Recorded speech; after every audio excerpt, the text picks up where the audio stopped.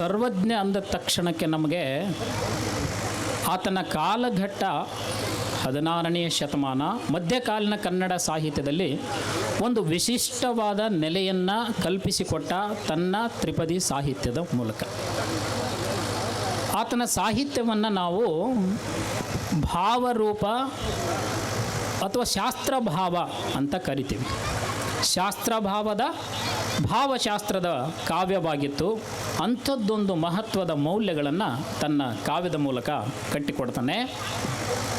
ಏನು ತೆಲುಗಿನ ವೇಮನ ಮತ್ತು ತಮಿಳಿನ ತಿರುವಳ್ಳುವರ್ ಅವರನ್ನು ಕನ್ನಡದ ಸರ್ವಜ್ಞ ಅಂತ ಕರೀತಾರೆ. ತೆಲುಗಿನಲ್ಲಿ ವೇಮನ ರಚನೆ ಮಾಡಿರ್ತಕ್ಕಂಥ ತ್ರಿಪದಿಗಳಾಗಿರ್ಬೋದು ಅಥವಾ ತಿರುವಳ್ಳರ್ ರಚನೆ ಮಾಡಿರ್ತಕ್ಕಂತಹ ದ್ವಿಪದಿಗಳನ್ನು ರೀತಿಯಲ್ಲಿ ಕನ್ನಡದಲ್ಲಿ ತ್ರಿಪದಿಗಳಲ್ಲಿ ವಚನಗಳನ್ನು ರಚನೆ ಮಾಡಿರ್ತಕ್ಕಂಥವನು ಸರ್ವಜ್ಞ.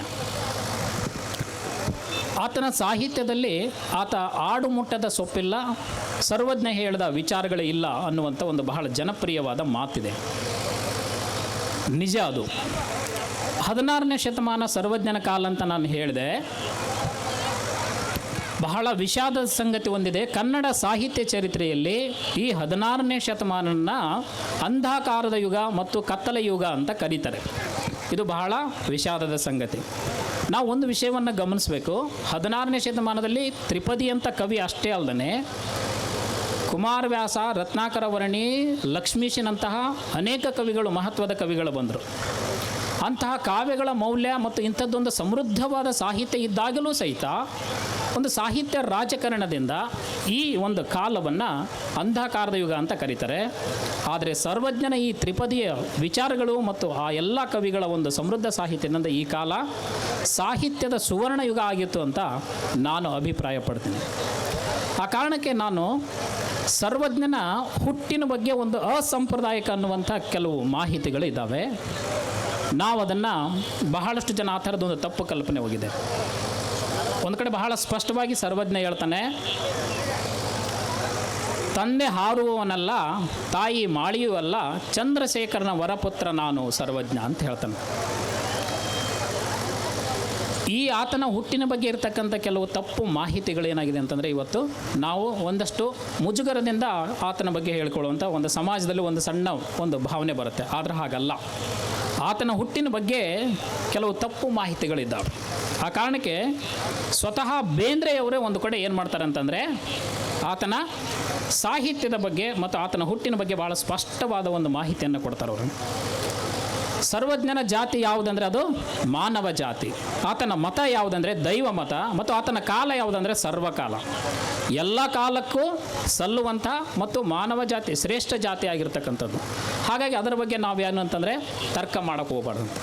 ಮತ್ತು ಇನ್ನು ಸರ್ವಜ್ಞನ ತ್ರಿಪದಿಗಳ ಮೌಲ್ಯಗಳಲ್ಲಿ ಆತ ಹೇಳ್ತಕ್ಕಂಥದ್ದು ತಾರ್ಕಿಕತೆ ಮತ್ತು ತಾತ್ವಿಕತೆ ಮತ್ತು ಜೀವನದ ಅನುಭವಗಳನ್ನು ಏಕಕಾಲಕ್ಕೆ ತನ್ನ ತ್ರಿಪದಿಗಳ ಮೂಲಕ ಕಟ್ಟಿಕೊಡ್ತಾನೆ. ಇದು ಆತನ ತ್ರಿಪದಿ ಕಾವ್ಯಕ್ಕಿರ್ತಕ್ಕಂಥ ಬಹಳ ದೊಡ್ಡ ಶಕ್ತಿ. ಮತ್ತು ಆ ತ್ರಿಪದಿ ಅನ್ನುವಂತಹ ಛಂದಸ್ಸನ್ನು, ದೇಶೀಯ ಮಟ್ಟನ್ನು ಒಂದು ವಾಹಕವಾಗಿ ಬಳಸ್ಕೊಳ್ತಾನೆ. ಆ ಮೂಲಕ ಆತ ಏನು ಮಾಡ್ತಾನೆ, ಈ ಒಂದು ತ್ರಿಪದಿಗಳನ್ನು ರಚನೆ ಮಾಡ್ತಾನೆ. ತ್ರಿಪದಿ ಅನ್ನುವಂಥದ್ದು ನಮಗೆ ಈ ಮುಂಚೆ 10ನೇ ಶತಮಾನದಲ್ಲಿದ್ದಂತಹ ಚಂಪು ಸಾಹಿತ್ಯ, ಆ ನಂತರ ಬಂದಿರತಕ್ಕಂಥ ವಚನ ಸಾಹಿತ್ಯ, ನೀವು ಸಾಂಗತ್ಯ, ಷಟ್ಪದಿ, ಬೇರೆ ಬೇರೆ ಅನೇಕ ಕಾವ್ಯ ಪ್ರಕಾರಗಳನ್ನು, ಛಂದಸ್ಸಿನ ಪ್ರಕಾರಗಳನ್ನು ನೋಡ್ತೀವಿ. ಅದರಲ್ಲಿ ಈ ಒಂದು ತ್ರಿಪದಿ ಕೂಡ ನಮಗೆ ಕನ್ನಡ ಸಾಹಿತ್ಯದಲ್ಲಿ ಮೊಟ್ಟ ಮೊದಲು ತ್ರಿಪದಿಯ ಒಂದು ಮೂಲ ಸಿಗೋದೇ 7ನೇ ಶತಮಾನದ ಬಾದಾಮಿ ಶಾಸನ ಅಥವಾ ತಟ್ಟುಕೋಟೆ ಶಾಸನ ಅಂತ ಹೇಳ್ತೀವಿ. ಆ ಶಾಸನದಲ್ಲಿ 2 ಪದ್ಯಗಳು ಸಿಗುತ್ತೆ. ಸಾಧುಗೆ ಸಾಧು, ಮಾಧುರ್ಯಂಗೆ ಮಾಧುರ್ಯಂ, ಬಾಧಿಪ್ಪ ಕಲಿಗೆ ಕಲಿ ಯುಗ ವಿಪರೀತನ್, ಮಾಧವನೀತನ್ ಪೆರನಲ್ಲ ಅಂತ. ಅಂದರೆ ಆ ಶತಮಾನದಲ್ಲಿದ್ದಂಥ ಕಪ್ಪೆಯರ ಭಟ್ಟ ಅನ್ನುವಂಥ ಒಬ್ಬ ರಾಜನ ಆತನ ವ್ಯಕ್ತಿತ್ವವನ್ನು ವರ್ಣಿಸುವಂಥ ಒಂದು ಕಾವ್ಯ. ಅದು 3 ಸಾಲಿನ ತ್ರಿಪದಿ, ಮೊಟ್ಟ ಮೊದಲು ಕನ್ನಡದಲ್ಲಿ ಸಿಕ್ಕಿರ್ತಕ್ಕಂಥದ್ದು. ಅದಾದ ನಂತರ ಈ ತ್ರಿಪದಿಯನ್ನು ಅತ್ಯಂತ ಹೆಚ್ಚು ದುಡಿಸಿಕೊಂಡವನು ಮತ್ತು ಅದಕ್ಕೊಂದು ಮಹತ್ವವನ್ನು ತಂದು ಕೊಟ್ಟಂಥವನು ಅಂತಂದರೆ ನಮ್ಮ ಸರ್ವಜ್ಞ. ಮತ್ತು ಈ ಸರ್ವಜ್ಞ, ಆತನ ಹೆಸರು ಸರ್ವಜ್ಞ ಆಗಿತ್ತಾ ಅಂತ ಇಲ್ಲ. ಆತನ ಹೆಸರು ಪುಷ್ಪದತ್ತ ಅಂತ ಹೇಳ್ಕೊಳ್ತಾನೆ ಒಂದು ಕಡೆ ಆತ. ಮುನ್ನ ಪೂರ್ವದೊಲಾನು ಪನ್ನಗಧರನಾಳು ಅಂತ, ಎನ್ನ ಪೆಸರು ಪುಷ್ಪದತ್ತ ಅಂತ. ಅಂದರೆ ಶಿವನ ಆ ಗಣಗಳಲ್ಲಿ, ಪ್ರಮಥ ಗಣಗಳಲ್ಲಿ ಒಬ್ಬನಾಗಿರ್ತಕ್ಕಂಥ ಪುಷ್ಪದತ್ತ ಆತ ಆಗಿದ್ದ ಅಂತ ಹೇಳ್ತಾನೆ. ಆ ಕಾರಣಕ್ಕೆ ಸರ್ವಜ್ಞ ಅನ್ನುವಂಥದ್ದು ಅದು ಜನರು ಕೊಟ್ಟಿರ್ತಕ್ಕಂಥ, ಆತನ ಸಾಹಿತ್ಯ ಶಕ್ತಿ ಕೊಟ್ಟಿರ್ತಕ್ಕಂಥ ಒಂದು ಬಿರುದಾಗಿತ್ತು. ಅದಕ್ಕೆ ಒಂದು ಕಡೆ ಹೇಳ್ತಾನೆ, ಸರ್ವಜ್ಞನೆಂಬುವನು ಗರ್ವದಿಂದಾದವನೇ, ಸರ್ವರೊಳಗೊಂದು ನುಡಿಗಲತು ವಿದ್ಯದ ಪರ್ವತವೇ ಆದ ಸರ್ವಜ್ಞ ಅಂತ. ಈ ಮಾತನ್ನು ನೀವು ವಚನ ಸಾಹಿತ್ಯದಲ್ಲಿ ಬಸವಣ್ಣನವರಲ್ಲೂ ಕೂಡ ಗಮನಿಸ್ಬೋದು. ಭಕ್ತಿ ಇಲ್ಲದ ಬಡವನಾನಯ್ಯ ಅಂತ ಹೇಳ್ತಾರೆ ಬಸವಣ್ಣವರು. ಭಕ್ತಿ ಇಲ್ಲದ ಬಡವನಾನಯ್ಯ ಚೆನ್ನಯ್ಯನ ಮನೆಯಲ್ಲೂ ಬೇಡಿದೆ, ದಾಸನ ಮನೆಯಲ್ಲೂ ಬೇಡಿದೆ, ಕಕ್ಕಯ್ಯನ ಮನೆಯಲ್ಲೂ ಬೇಡಿದೆ, ಎಲ್ಲ ಪುರಾತನರು ಸೇರಿ ಭಕ್ತಿ ಭಿಕ್ಷಾನ್ನವ ನಿಕ್ಕಿದೊಡೆ ಎನ್ನ ಪಾತ್ರೆ ತುಂಬಿತ್ತು ಕೂಡಲ ಸಂಗಮ ದೇವ ಅಂತ. ಎನಗಿಂತ ಕಿರಿಯರಿಲ್ಲ, ಶಿವಭಕ್ತರಿಗಿಂತ ಹಿರಿಯರಿಲ್ಲದಂಥ ಬಸವಣ್ಣ ಮತ್ತು ಆತನ ವಿಚಾರಗಳು ಸರ್ವಜ್ಞನ ಮೇಲೆ ಸಾಕಷ್ಟು ದಟ್ಟ ಪ್ರಭಾವ ಬೀರಿತ್ತು. ಸರ್ವಜ್ಞ ವೇದ, ಉಪನಿಷತ್ತು, ವೇದಾಂಗಗಳನ್ನು, ರಾಮಾಯಣ, ಮಹಾಭಾರತ ಎಲ್ಲ ವಿಷಯಗಳನ್ನು ಅಧ್ಯಯನ ಮಾಡಿದ್ದ. ಆತೊಬ್ಬ ನಡೆದಾಡುವ ಒಂದು ಸಂಚಾರಿ ಕವಿಯಾಗಿದ್ದ. ತಾನು ಕಂಡುಂಡಂತಹ, ಕಣ್ಣಿಗೆ ಕಂಡಂಥ ವಿಷಯಗಳನ್ನು ಆಗಲೇ ಅದಕ್ಕೊಂದು ತ್ರಿಪದಿ ಶೈಲಿಯಲ್ಲಿ ಒಂದು ವಚನ ರಚನೆ ಮಾಡಿ ಹೇಳಿಬಿಡ್ತಿದ್ದ. ಆತನಿಗೊಬ್ಬ ಆಶುಕವಿ ಅಂತಲೂ ಕೂಡ ನಾವು ಕರಿಬಹುದು. ಆ ಮೂಲಕ ಆತ ಹೇಳದಂಥ ವಿಷಯಗಳೇ ಇಲ್ಲ. ಸರ್ವಜ್ಞ ಅನೇಕ ವಿಷಯಗಳ ಬಗ್ಗೆ ಮಾತಾಡ್ತಾನೆ. ಅನ್ನವ ನಿಕ್ಕುವುದು, ನನ್ನಿಯನ್ನು ನುಡಿಯುವುದು, ತನ್ನಂತೆ ಪರರ ಬಗೆಯುವುದು, ಕೈಲಾಸ ಭಿನ್ನಾಣವಕ್ಕೂ ಸರ್ವಜ್ಞ ಅಂತ. ನೀವು ಸಂಸ್ಕೃತದ ಯಾವುದೋ ಒಂದು ಭಗವದ್ಗೀತೆಯ ಶ್ಲೋಕವನ್ನು, ಉಪನಿಷತ್ತುಗಳ ಶ್ಲೋಕದಲ್ಲಿ ಮನುಷ್ಯನಾದವನು ಒಳ್ಳೆಯವನಾಗಿರಬೇಕು, ಶ್ರೇಷ್ಠನಾಗಿರಬೇಕು, ಅವನು ಕಳ್ಳತನವನ್ನು ಮಾಡಬಾರ್ದು, ಎಲ್ಲರಿಗೂ ಪರರಿಗೆ ಒಳ್ಳೆಯದನ್ನೇ ಬಳಸಬೇಕು ಅಂತ ನಾವು ಸಂಸ್ಕೃತದ ಸಾಹಿತ್ಯವನ್ನು ಓದಿ ಅರ್ಥೈಸಿಕೊಳ್ಳೋದು ಅದು ಕೇವಲ ಏನಾಗಿತ್ತು ಅಂದರೆ ಪಂಡಿತ ಪಾಮರಿಗೆ ಸೀಮಿತವಾಗಿತ್ತು. ಆದರೆ ಜನರಾಡುವ ಆಡು ಭಾಷೆಯಲ್ಲಿ ಇಡೀ ಬದುಕಿನ ಮೌಲ್ಯವನ್ನು, ಜೀವನದ ಮೌಲ್ಯವನ್ನು ಹೇಳ್ತಕ್ಕಂಥ, ಇಡೀ ಜಗತ್ತಿನಲ್ಲಿ ಶ್ರೇಷ್ಠವಾದದ್ದು ಅನ್ನದಾನ ಶ್ರೇಷ್ಠ ಅಂತ ಹೇಳ್ತಾನೆ. ಮತ್ತು ಸತ್ಯವನ್ನು ನುಡಿಯುವುದು, ತನ್ನಂತೆ ಪರರ ಬಗೆಯುವುದು ಅಂತ ಹೇಳ್ತಾನೆ. ಕವಿರಾಜ ಮಾರ್ಗಕಾರನಲ್ಲಿ ಒಂದು ಮಾತು ಬರುತ್ತೆ. ಈ ಮೌಲ್ಯಗಳು ನಮಗೆ ಇವತ್ತಿನ 21ನೇ ಶತಮಾನಕ್ಕೆ ಯಾಕೆ ಮುಖ್ಯ ಆಗ್ತವೆ ಅಂತಂದರೆ, ಕಸವರಮೆಂಬುದು ನೆರೆ ಸೈರಿಸಲಾರ್ಪೊಡೆ ಪರಧರ್ಮಮಂ ಪರ ವಿಚಾರಮಂ ಅಂತ ಒಂದು ಕವಿರಾಜ ಮಾರ್ಗ 8ನೇ ಶತಮಾನದಲ್ಲಿ ಹೇಳ್ತಾನೆ. ಇವತ್ತಿನ ಆಧುನಿಕ ಕ್ರೌರ್ಯ, ಹಿಂಸೆ, ಏನು ಜಾತಿ ಜಾತಿ ಮಧ್ಯಗಳ, ಧರ್ಮಗಳ ಮಧ್ಯೆ ಕಿತ್ತಾಟ ಮತ್ತು ಹಿಂಸೆ ಕ್ರೌರ್ಯಗಳಾಗ್ತಿದಾವಲ್ಲ, ಇದ್ಯಾವುದು ಆಗಬಾರ್ದು ಅಂತ ಹೇಳ್ತಾರೆ. ಪರರನ್ನು ತನ್ನಂತೆ ನೋಡ್ರಿ, ಪರರನ್ನು ನಮ್ಮಂತೆ ಬಗೆಯುವುದು, ಪರಧರ್ಮಮಂ ಪರ ವಿಚಾರಮಂ. ಕಸವರ ಅಂದರೆ ಏನು? ಸಂಪತ್ತು, ಐಶ್ವರ್ಯ. ಬದುಕಿನ ನಿಜವಾದ ಸಂಪತ್ತು ಯಾವುದು ಅಂತಂದರೆ, ನಮ್ಮ ಸುತ್ತಮುತ್ತ ವಾಸಿಸುವ ನಮ್ಮ ಸಹವಾಸಿಗಳು ಏನಿದಾರಲ್ಲ ಅವರ ವಿಚಾರಗಳನ್ನು ಗೌರವಿಸೋದ್ರ ಜೊತೆಗೆ ನಮ್ಮ ಆಚಾರ ಸಂಪ್ರದಾಯಗಳು ಕೂಡ ನಡೆಸ್ಕೊಂಡು ಹೋಗೋದು ಅಂತ. ಅದು ನಿಜವಾದ ಬದುಕಿನ ಸಂಪತ್ತು ಅಂತ ಹೇಳ್ತಾನೆ. ಕಸವರಮೆಂಬುದು ನೆರೆ ಸೈರಿಸಲಾರ್ಪೊಡೆ ಪರಧರ್ಮಮಂ ಪರ ವಿಚಾರಮಂ ಅಂತ. ಅದನ್ನೇ ಸರ್ವಜ್ಞ 16ನೇ ಶತಮಾನದಲ್ಲಿ ಅತೇನು ಹೇಳ್ತಾನೆ, ಅನ್ನವ ನಿಕ್ಕುವುದು, ನನ್ನಿಯನ್ನು ನುಡಿಯುವುದು, ತನ್ನಂತೆ ಪರರನ್ನು ಬಗೆಯುವುದು. ಹೌದಾ? ಅದು ನಿಜವಾದ ಮಾನವೀಯ ಧರ್ಮ ಅಂತ ಹೇಳ್ತಾ ಬರ್ತಾನೆ. ಇನ್ನು ಸುಖಿ ಜೀವನದ ಬಗ್ಗೆ ಆತ ಹೇಳಿದ್ರು ನೋಡಿ, ಜ್ಯೋತಿಷ್ಯದ ಬಗ್ಗೆ ಮಾತಾಡ್ತಾನೆ, ನೀತಿಗಳ ಬಗ್ಗೆ ಮಾತಾಡ್ತಾನೆ, ಸಂಸಾರದ ಬಗ್ಗೆ ಮಾತಾಡ್ತಾನೆ, ದಾಂಪತ್ಯದ ಬಗ್ಗೆ, ಹೆಣ್ಣಿನ ಬಗ್ಗೆ ಮಾತಾಡ್ತಾನೆ, ಜ್ಯೋತಿಷ್ಯದ ಬಗ್ಗೆ, ಶಕುನದ ಬಗ್ಗೆ, ಹೀಗೆ 10 ವಿಷಯಗಳ ಬಗ್ಗೆ ಆತ ಹೇಳಲಾರ್ದಂಥ ವಿಚಾರಗಳೇ ಇಲ್ಲ. ಬೆಚ್ಚನೆಯ ಮನೆಯಾಗಿ ಹೆಚ್ಚಕ್ಕೆ ಒನ್ನಾಗಿ ಇಚ್ಛೆಯ ನರಿವ ಸತಿ ಇರಲು ಸ್ವರ್ಗಕ್ಕೆ ಕಿಚ್ಚು ಹಚ್ಚೆಂದ ಸರ್ವಜ್ಞ ಅಂತ. ಏನು ನಾವು ಯಾವುದನ್ನು ಭೇದಿಸಬೇಕಾಗಿದೆ? ಬದುಕಿಗೆ ನಿಜವಾಗಿ ಬೇಕಾಗಿರ್ತಕ್ಕಂಥದ್ದೇನು? ಒಂದು ಹೊಂದಾಣಿಕೆ, ನಮಗಿರೋದಕ್ಕೊಂದು ವಾಸ್ತವಕ್ಕೊಂದು ಒಂದು ಸೂರು, ಅರ್ಥ ಮಾಡಿಕೊಳ್ಳುವ ಸಂಗಾತಿ ಬೇಕು, ಹೆಂಡತಿ ಬೇಕು, ಗಂಡನಿಗೆ ಹೆಂಡತಿ, ಹೆಂಡತಿಗೆ ಗಂಡ ಅಂತ. ಈ ಎಲ್ಲ ವಿಷಯಗಳು ಸಿಕ್ಕಾಗ ಸ್ವರ್ಗ ಅನ್ನುವಂಥದ್ದು ಎಲ್ಲಿದೆ? ಅದು ಧರೆಯಲ್ಲೇ ಇದೆ ಅಂತ ಹೇಳ್ತಾನೆ. ನೀವೆಲ್ಲೋ ಸ್ವರ್ಗವನ್ನು ಹುಡುಕಿಕೊಂಡು ಹೋಗುವಂಥ ಅವಶ್ಯಕತೆ ಇಲ್ಲ. ಅಂಥದ್ದೊಂದು ಸ್ವರ್ಗ ನೀವು ಮಾಡ್ಕೋಬೇಕು ಅಂತಂದರೆ ನಾವೇನು ಮಾಡಬೇಕು? ಇಂತಹ ಮೌಲ್ಯಗಳನ್ನು, ತ್ರಿಪದಿಗಳನ್ನು ಅಧ್ಯಯನ ಮಾಡ್ಕೋಬೇಕು ಮತ್ತು ಅರ್ಥ ಮಾಡ್ಕೋಬೇಕು. ಅದು ಆತನ. ಇನ್ನು ಬಸವಣ್ಣನವರು ಹೇಳುವಂಥ ಮಾತುಗಳು ಅನೇಕ. ನಾನು ಯಾಕೆ ವಚನ ಸಾಹಿತ್ಯವನ್ನು ಮೇಲಿನ ಮೇಲೆ ಪ್ರಸ್ತಾಪ ಮಾಡ್ತೀನಿ ಅಂದರೆ, ಸರ್ವಜ್ಞನಿಗೆ ಅದು ಬಹಳಷ್ಟು ಪ್ರಭಾವ ಬೀರುತ್ತೆ, ಇನ್ಫ್ಲುಯೆನ್ಸ್ ಮಾಡಿರ್ತಕ್ಕಂಥ ಒಂದು ವಚನ ಸಾಹಿತ್ಯ ಆಗಿತ್ತು. ಅದಾದ ನಂತರ ಹರಿಹರ ಬಂದ. ಹರಿಹರನಲ್ಲಿ ಆತ ಕುಂಬಾರ ಗುಂಡಯ್ಯನ ರಗಳೆ ಅಂತ ಒಂದು ರಗಳೆ ಬರೀತಾನೆ. ಹೀಗೆ ಹಿಂದಿನ ಎಲ್ಲ ಅಧ್ಯಯನದ ಆತನಿಗೆ ಮೂಲ ಇತ್ತು. ಜಾತಿಹೀನನ ಮನೆಯ ಜ್ಯೋತಿ ತಾಹೀನವೇ, ಜಾತಿ ವಿಜಾತಿ ಎನಿಸಬೇಡ, ದೇವನ ಉಲಿದಾತನೇ ಜಾತಿ ಸರ್ವಜ್ಞ ಅಂತ. ಹೌದಿಲ್ರಿ? ಇದೇ ವಿಚಾರವನ್ನು ಬಸವಣ್ಣವ್ರು ಹೇಳ್ತಾರೆ. ಮತ್ತೆ ಏನಂದೆ, ನಡೆಯುವುದೊಂದೇ ಭೂಮಿ. ಒಂದು ಕಡೆ ಸರ್ವಜ್ಞ ಹೇಳ್ತಾನಲ್ಲ, ನಡೆಯುವುದೊಂದೇ ಭೂಮಿ, ಕುಡಿಯುವುದೊಂದೇ ನೀರು, ಸುಡುವುದೊಂದೇ ಅಗ್ನಿ, ನಡುವಣದ ಒಂದು ಕುಲ ಎತ್ತವುದು ಸರ್ವಜ್ಞ ಅಂತ ಹೇಳ್ತಾನೆ. ಅದನ್ನು ಬಸವಣ್ಣವರು ಈ ಹಿಂದೆ ಆಗಲೇ ಹೇಳಿದರು. ಏನಂತ? ನೆಲವೊಂದೇ ಹೊಲಗೇರಿ ಶಿವಾಲಯಕ್ಕೆ, ಜಲವೊಂದೇ ಶೌಚಾಚಮನಕ್ಕೆ.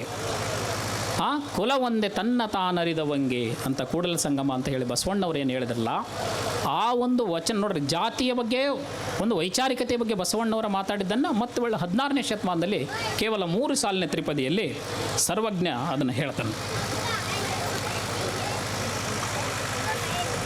ನೋಡ್ರಿ, ನಾವು ರಾಮಾಯಣ ಮಹಾಭಾರತ ಬಗ್ಗೆ ಆತ ಮಾತಾಡಿರ್ತಕ್ಕಂಥ ವಿಚಾರಗಳು, ವಿಧಿವೇಶದ ಪದ್ಧತಿ ಬಗ್ಗೆ ಒಂದು ಆತನೊಂದು ಸರ್ವಜ್ಞದ ತ್ರಿಪದಿ ಇದೆ. 8 ತಲೆಯುಳ್ಳ ಬಂಟ ರಾವಣ ಸತ್ತ. 8 ನೋಡ್ರಿ, ನೇರವಾಗಿ ರಾವಣಗೆ 10 ತಲೆ ರಾವಣ ಅನ್ನಂಗಿಲ್ಲ. 8 ಮತ್ತು 2, 8 ತಲೆಯುಳ್ಳ ಬಂಟ ರಾವಣ ಸತ್ತ, ತುಂಟ ಕೀಚಕನು ಸುಡುಸತ್ತ, ಪರಸತಿಯನ್ನಂಟು ಬೇಡೆಂದ ಸರ್ವಜ್ಞ. ಇವತ್ತಿನ ಅನೈತಿಕ ಸಂಬಂಧಗಳು, ನಾವು ಮಾಧ್ಯಮವನ್ನು ಬೆಳಗ್ಗೆ ಎದ್ದು ಟಿ ವಿ ಹಚ್ಚಿಬಿಟ್ರೆ ಎಲ್ಲಿ ನೋಡಿದ್ರೂ ಕೂಡ ಅಂತಹ ಒಂದು ಮನುಷ್ಯ ಸಂಬಂಧಗಳು ಎಷ್ಟೊಂದು ಹದಗೆಟ್ಟಿದೆ ಮತ್ತು ಮಾನವೀಯ ಮೌಲ್ಯಗಳು ಎಲ್ಲಿಗೆ ಬಂದಿದೆ ಅನ್ನೋದಕ್ಕೆ ಇಂತಹ ಒಂದು ತ್ರಿಪದಿ ನಮಗೆ ಇವತ್ತಿನ ವಾಸ್ತವ ಅನಿಸುತ್ತೆ. ಅಂತ ಹೇಳ್ತಾನೆ, ಪರಸ್ತ್ರೀಯನ್ನು ಮೋಹಿಸಿ ರಾವಣ ಏನಾದ, ಅವನು ತನ್ನ ನಾಶವನ್ನು ತಾನೇ ಮಾಡಿಕೊಂಡ ಅಂತ. ಕೀಚಕನು ಕೂಡ ದ್ರೌಪದಿಯನ್ನು ಮೋಹಿಸಿ ಅವನು ಕೂಡ ಭೀಮನಿಂದ ಹತನಾಗ್ತಾನೆ. ಹಾಗಾಗಿ ಪರಸ್ತ್ರೀಯನ್ನು ಕಣ್ಣೆತ್ತಿ ನೋಡದೇನೆ ನೀವು ಒಂದು ಮಾನವೀಯವಾಗಿ ಬದುಕು ಅನ್ನುವಂಥ ಮೌಲ್ಯಗಳನ್ನು ಹೇಳ್ತಾ ಬಂದಿರತಕ್ಕಂಥವ್ನು ಯಾರು? ನಮ್ಮ ಸರ್ವಜ್ಞ. ಮಾತಿನ ಮೌಲ್ಯ ಬಗ್ಗೆ ಹೇಳ್ತಾನೆ. ಮಾತೆಂಬುದು ಜ್ಯೋತಿರ್ಲಿಂಗ ಅಂತ ಅಲ್ಲಮಪ್ರಭು 12ನೇ ಶತಮಾನದಲ್ಲಿ ಹೇಳ್ತಾನೆ. ನುಡಿದರೆ ಮುತ್ತಿನ ಹಾರದಂತಿರಬೇಕು, ನುಡಿದರೆ ಸ್ಫಟಿಕದ ಶಲಾಕೆಯಂತಿರಬೇಕಂತ ಬಸವಣ್ಣವರು ಹೇಳಿದ ಹಾಗೆಯೇ, ಹೊತ್ತಿಗೊದಗಿದ ಮಾತು ಸತ್ತವನು ಎದ್ದಂತೆ, ಹೊತ್ತಿಗೊದಗಿದ ಮಾತು ಸತ್ತವನು ಎದ್ದಂತೆ, ಹೊತ್ತಾಗಿ ನುಡಿದ ಮಾತು ಕೈ ಜಾರಿದ ಮುತ್ತಿನಂತ ಸರ್ವಜ್ಞ ಅಂತ. ಯಾವುದು ಸರಿಯಾದ ಸಮಯಕ್ಕೆ ನಾವು ಮಾತು ಆಡ್ತೀವಿ ಅದು ಏನಂದರೆ ಸತ್ತವನನ್ನು ಬದುಕಿಸುವಂಥ ಶಕ್ತಿ ಮಾತಿಗಿದೆ. ಮಾತೇ ಮೃತ್ಯು, ಮಾತೇ ಮುತ್ತು ಅನ್ನುವಂಥ ಮಾತಿದೆ. ಅಂಥ ಒಂದು ಮಾತಿನ ಮೌಲ್ಯಗಳನ್ನು ಮಾತನಾಡಿದಂಥ ಸರ್ವಜ್ಞ. ಮತ್ತು ಆತ ಹೇಳ್ತಾನೆ, ನಿಜಭಕ್ತಿ ಅನ್ನುವಂಥದ್ದು ಹೆಂಗಿರಬೇಕು? ಮನೆಯೇನು ವನವೇನು ನೆನಹು ಇದ್ದರೆ ಸಾಕು, ಮನಮುಟ್ಟಿ ಶಿವನ ನೆನೆಯದವನು ಬೆಟ್ಟದ ಕೊನೆಯಲ್ಲಿದ್ದರೇನು ಅಂತ. ನಿಜಭಕ್ತಿ, ದೃಢಭಕ್ತಿ ಅನ್ನುವಂಥದ್ದು ಅದು ಅಂತರಂಗದಿಂದ ಕೂಡಿರಬೇಕು ಅನ್ನುವಂಥದ್ದು ಆತನ ಒಂದು ತ್ರಿಪದಿಯ ಒಂದು ಮೌಲ್ಯ. ಗುರುಗಳ ಬಗ್ಗೆ ಆತನ ಮಾತನಾಡಿದಂಥ ಅನೇಕ ವಿಷಯಗಳಿದ್ದಾವೆ. ಗುರುವಿಂದ ಬಂಧುಗಳು, ಗುರುವಿಂದ ದೈವಗಳು, ಗುರುವಿಂದ ಲಿಹುದು ಪುಣ್ಯವದು ಜಗಕ್ಕೆಲ್ಲ, ಗುರುವಿಂದ ಮುಕ್ತಿ ಸರ್ವಜ್ಞ ಅಂತ. ಗುರುವಿನ ಬಗ್ಗೆ, ಆತನ ಮಹತ್ವದ ಬಗ್ಗೆ, ಗುರುವಿಲ್ಲದೆ ಈ ಬದುಕಿಗೆ ಏನಂತಂದರೆ ಮೋಕ್ಷವೇ ಇಲ್ಲ ಅಂತ ಹೇಳ್ತಾನೆ. ಅಂತಹ ಸರ್ವಜ್ಞ ಆತನ ತ್ರಿಪದಿಗಳು ನಮಗೆ ಇವತ್ತಿಗೆ ಆಧುನಿಕ ಸಂದರ್ಭಕ್ಕೆ ಬಹಳಷ್ಟು ಮಹತ್ವ ಅಂತ. ಆತ ಸರಳವಾದ ತ್ರಿಪದಿಗಳನ್ನು ರಚನೆ ಮಾಡೋದ್ರ ಜೊತೆಗೆ ಬೆಡಗಿನ ತ್ರಿಪದಿಗಳನ್ನು ಹೇಳ್ತಾನೆ. 12ನೇ ಶತಮಾನದಲ್ಲಿ ಅಕ್ಕಮಹಾದೇವಿ ಮತ್ತು ಅಲ್ಲಮಪ್ರಭು ಹೇಳಿರ್ತಕ್ಕಂಥ ಕೆಲವು ವಚನಗಳನ್ನು ನಾವು ಬೆಡಗಿನ ವಚನಗಳನ್ನು ನೋಡ್ತೇವೆ. ಅದೇ ರೀತಿಯಲ್ಲಿ ಕೂಡ ಆತ ಬೆಡಗಿನ ತ್ರಿಪದಿಗಳನ್ನು ರಚನೆ ಮಾಡಿರ್ತಕ್ಕಂಥದ್ದನ್ನು ನಾವು ನೋಡ್ತೀವಿ. ಅಂಥವುಗಳನ್ನು ಕೆಲವನ್ನು ನಾನಿಲ್ಲಿ ಉಲ್ಲೇಖ ಮಾಡೋದಕ್ಕೆ ಬಯಸ್ತೀನಿ.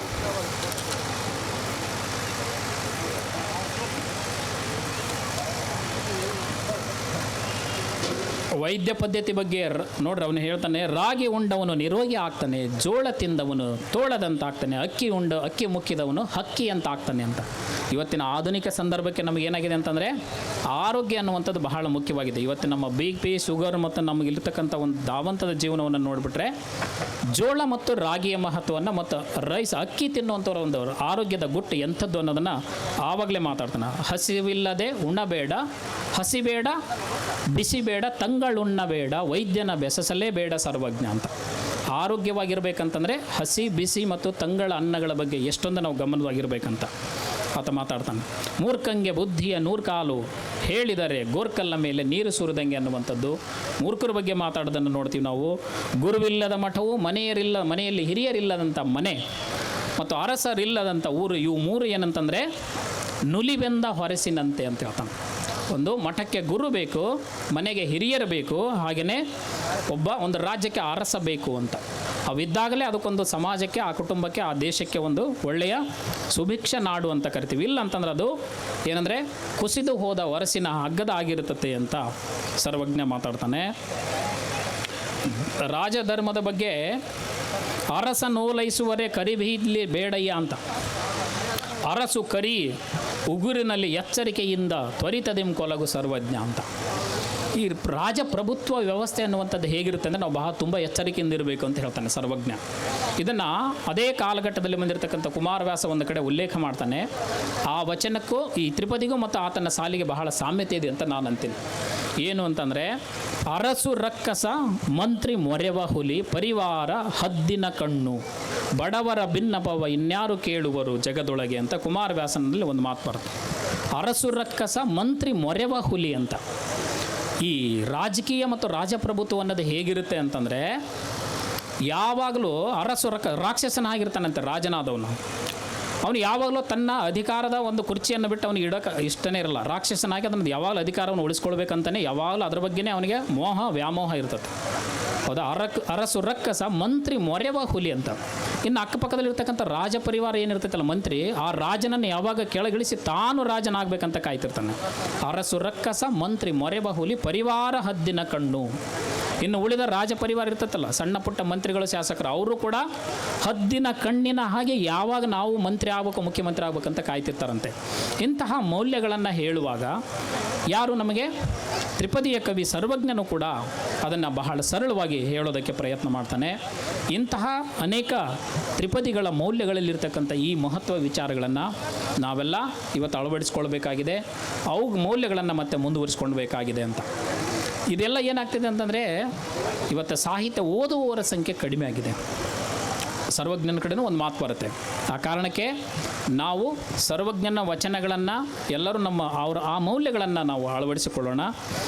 ಜೊತೆಗೆ ನಮ್ಮ ಕುಂಬಾರ ಸಂಘದ ಸಂಘಟನೆ ಬಗ್ಗೆ ಒಂದು 4 ಮಾತು ಹೇಳೋದಕ್ಕೆ ನಾನು ಇಷ್ಟಪಡ್ತೀನಿ. ನಾವು ಸಂಘಟನೆ ಆಗದ ಹೊರತು ಏನಾಗೋದಕ್ಕೆ ಸಾಧ್ಯ ಇಲ್ಲ. ನಾವೆಲ್ಲ ಒಗ್ಗಟ್ಟಾಗಬೇಕಾಗಿದೆ. ಹಳ್ಳಿಗಳಲ್ಲಿ ನೋಡ್ರಿ, ಈಗ ನಾವು ಇಷ್ಟು ಸಂಖ್ಯೆಯಲ್ಲೇ ಬಂದಿದ್ದೀವಿ ಅಂತಂದ್ರೂ ಕೂಡ ಇವತ್ತು ತಾಲೂಕು ಮಟ್ಟದಲ್ಲಿ ಮತ್ತು ಜಿಲ್ಲಾ ಮಟ್ಟದಲ್ಲಿ ಇಷ್ಟೊಂದು ಕಷ್ಟಪಟ್ಟ ಕೆಲಸವನ್ನು ಮಾಡ್ತಾ ಇದ್ದರಿಂದ ಅವರಿಗೆಲ್ಲ ಬೆಂಬಲ ಕೊಡ್ತಕ್ಕಂಥ ಸಹಕಾರ ಕೊಡುವಂಥ ನಾವು ಕೆಲಸವನ್ನು ಮಾಡಬೇಕಾಗಿದೆ. ಇಂಥದ್ದೊಂದು ಇವತ್ತು ಸಮುದಾಯ ಭವನ ನಿರ್ಮಾಣ ಆಗಬೇಕಂದ್ರೆ ಅದಕ್ಕೆ ಕಾರಣೀಕರ್ತರಾದಂಥ ಎಲ್ಲರಿಗೂ ನಾವು ಅಭಿನಂದಿಸಬೇಕಾಗಿದೆ. ಈಗ ನಾವು ನಮ್ಮ ಅಧ್ಯಕ್ಷರಾಗಿರ್ತಕ್ಕಂಥ ಕಳಕಪ್ಪ ಕುಂಬಾರ್ ಸರ್ ಇದ್ದಾರೆ, ಅವರೊಬ್ಬರು ಮೌನ ಸಾಧಕರು ಅಂತ ಕರಿತೀನಿ ನಾನು. ಯಾಕಂದ್ರೆ ರಾಮಣ್ಣ ಗೊಂಡಾಗರವರು ಇದ್ದಾರೆ, ಅದಕ್ಕೆ ಸಂಬಂಧಪಟ್ಟ ತಾಲೂಕು ಎಲ್ಲ ಪದಾಧಿಕಾರಿಗಳು, ಅಧ್ಯಕ್ಷರು, ಎಲ್ಲ ಸಮುದಾಯದವರ ಬೆಂಬಲದಿಂದ ಇವತ್ತೊಂದು 10 ವರ್ಷಗಳ ಹೋರಾಟದ ಫಲವಾಗಿ ಇವತ್ತೇನಾಗಿದೆ ಅಂತಂದರೆ ಇವತ್ತು ನಮಗೆ ಈ ಒಂದು ಸಮುದಾಯ ಭವನ ನಿರ್ಮಾಣ ಆಗೋದಕ್ಕೆ ಕಾರಣ ಆಗಿದೆ. ಮತ್ತು ಇದಕ್ಕೆ ಸಹಾಯದ ಅನುದಾನವನ್ನು ಕೊಟ್ಟಿರ್ತಕ್ಕಂಥ ನಮ್ಮ ಶಾಸಕರು ಮತ್ತು ಈಗ ಘೋಷಣೆ ಮಾಡಿ ಹೋಗಿರ್ತಕ್ಕಂಥ ಎಲ್ಲ ಆ ಒಂದು ಆಯಾ ಪಕ್ಷದ ಎಲ್ಲ ಒಂದು ಮಹನೀಯರನ್ನು ನಾವು ನಿಜಕ್ಕೂ ಎಲ್ಲ ಕುಲ ಬಾಂಧವರು ಅವರಿಗೆ ಏನಂತಂದರೆ ಕೃತಜ್ಞತೆಗಳನ್ನು ಸಲ್ಲಿಸಬೇಕು ಮತ್ತು ಅದನ್ನು ನಾವು ಸದುಪಯೋಗ ಪಡಿಸ್ಕೊಳ್ಬೇಕು. ನಾವು ಸಂಘಟನೆ ಆಗೋದಕ್ಕೆ ಏನಂತಂದ್ರೆ ಸ್ವಲ್ಪ ಹಿಂಜರಿಕಿದೆ. ಯಾರು ಈ ಇಂಥದ್ದೊಂದು ಸರ್ವಜ್ಞ ಜಯಂತಿ ಕಾರ್ಯಕ್ರಮ ಅಥವಾ ಮತ್ತೊಂದು ಇದ್ದಾಗ ಮಾತ್ರ ಕಲಿಯೋದು, ಮತ್ತೆ ವಾಪಸ್ ನಮ್ಮ ಮನೆಗೆ ಹೋಗಿ ಇದು ಮಾಡಿಬಿಡ್ತೀವಿ. ಆಗಲೇ ಹೇಮಲತಾ ನಾಯಕ್ ಮೇಡಮ್ ಮಾತಾಡುವಾಗ ಒಂದೆರಡು ವಿಚಾರಗಳನ್ನು ಪ್ರಸ್ತಾಪ ಮಾಡಿದ್ರು, ಬಹಳ ಮಹತ್ವ ಅಂತ ನನಗನ್ನಿಸ್ತದು. ನಾನು ಕೂಡ ಆ ವಿಚಾರಗಳನ್ನು ಹೇಳೋನಿದ್ದೇನೆ. ಈಗ ಬೇರೆ ಸವಿತಾ ಸಮುದಾಯ ಮತ್ತೊಂದು ಸಮುದಾಯಗಳಿದ್ದಾವೆ. ಎಲ್ಲರೂ ಕೂಡ ಏನು ಮಾಡಿದ್ದಾರೆ ಅಂತಂದರೆ ಪ್ರತಿ ವರ್ಷ ನಮ್ಮ ಅವ್ರವ್ರ ಸಮಾಜದಲ್ಲಿ SLC ಮತ್ತು PUC ವಿಭಾಗದಲ್ಲಿ ಟಾಪರ್ ಬರ್ತಕ್ಕಂಥ ವಿದ್ಯಾರ್ಥಿಗಳಿಗೆ ಒಂದಷ್ಟು ನಾವು ದುಡಿಯುವ ಅನೇಕ ಆರ್ಥಿಕ ಸಂಪಾದನೆಯಲ್ಲಿ ಒಂದಷ್ಟು ಭಾಗವನ್ನು ನಾವು ಹಾಕ್ಕೊಂಡ್ರೆ ಏನಂತಾರೆ ಆ ಮಕ್ಕಳಿಗೆ ಸ್ಫೂರ್ತಿದಾಯಕವಾಗಿ ಒಂದಿಷ್ಟು ಅಭಿನಂದನೆ ಪುರಸ್ಕಾರವನ್ನು ಸಲ್ಲಿಸಿ ಆರ್ಥಿಕವಾಗಿ ಹಿಂದುಳಿದ ಕಷ್ಟದಲ್ಲಿರ್ತಕ್ಕಂಥ ಮಕ್ಕಳಿಗೆ ನಾವು ಯಾಕೆ ಪ್ರೋತ್ಸಾಹವನ್ನು ಕೊಡಬಾರ್ದು ಅನ್ನುವಂಥದ್ದು. ಬೇರೆ ಬೇರೆ ಸಮಾಜಗಳು ನಮಗೆ ಇವತ್ತು ಬೇಕಾದಷ್ಟು ಮಾದರಿಗಳಾಗಿದ್ದಾವೆ. ನೀವು ರಾಯಚೂರು ಜಿಲ್ಲೆ ಲಿಂಗಸೂರು ತಾಲೂಕಿನ ಆಶಾಳ್ ತಾಂಡ ಅಂತ ಒಂದು ಗ್ರಾಮ ಇದೆ. ಆ ಲಂಬಾಣಿ ಜನಾಂಗ ಏನಿದ್ದಾರೆ ಆ ಗ್ರಾಮದಲ್ಲಿ ಪ್ರತಿಯೊಬ್ಬರು IAS KS ಆಫೀಸರ್ ಆದರೆ ಒಂದು ತಮ್ಮ ಸಮುದಾಯದ ಒಬ್ಬ ಅಥವಾ ಇಬ್ಬರು ಮಕ್ಕಳನ್ನು ದತ್ತು ತಗೊಳ್ತಾರೆ. ಆ ಮಕ್ಕಳನ್ನು ಶಿಕ್ಷಣ ಮತ್ತು ಅವ್ರು ಏನಂತಂದರೆ ನೌಕರಿ ಬರೋ ತನಕ ಅವ್ರಿಗೆ ಏನಂತಂದರೆ ಬಿಡಂಗಿಲ್ಲ. ಅವ್ರ ಖರ್ಚು ವೆಚ್ಚವನ್ನೆಲ್ಲ ಅವರೇ ಭರಿಸ್ತಾರೆ. ಅಂಥದ್ದೊಂದು ಪ್ರಯತ್ನಗಳು ನಮ್ಮಲ್ಲಿ ಯಾಕೆ ಆಗ್ತಾ ಇಲ್ಲ? ನಾವು ನಮ್ಮ ಸಮುದಾಯ ಇನ್ನು ಸರ್ಕಾರಿ ನೌಕರರ ಸಂಘ ಒಂದು ಆಗಬೇಕು ಅಂತಿದೆ. ನಮ್ಮ ಸಮುದಾಯ ಇಡೀ ಜಿಲ್ಲೆಯಲ್ಲಿ ಒಂದು 34ರಿಂದ ಒಂದು 35 ಜನ ಏನಂತ ಸರ್ಕಾರಿ ನೌಕರಿದ್ದಾರೆ ಅಂತ ಸರ್ ಹೇಳಿದರು.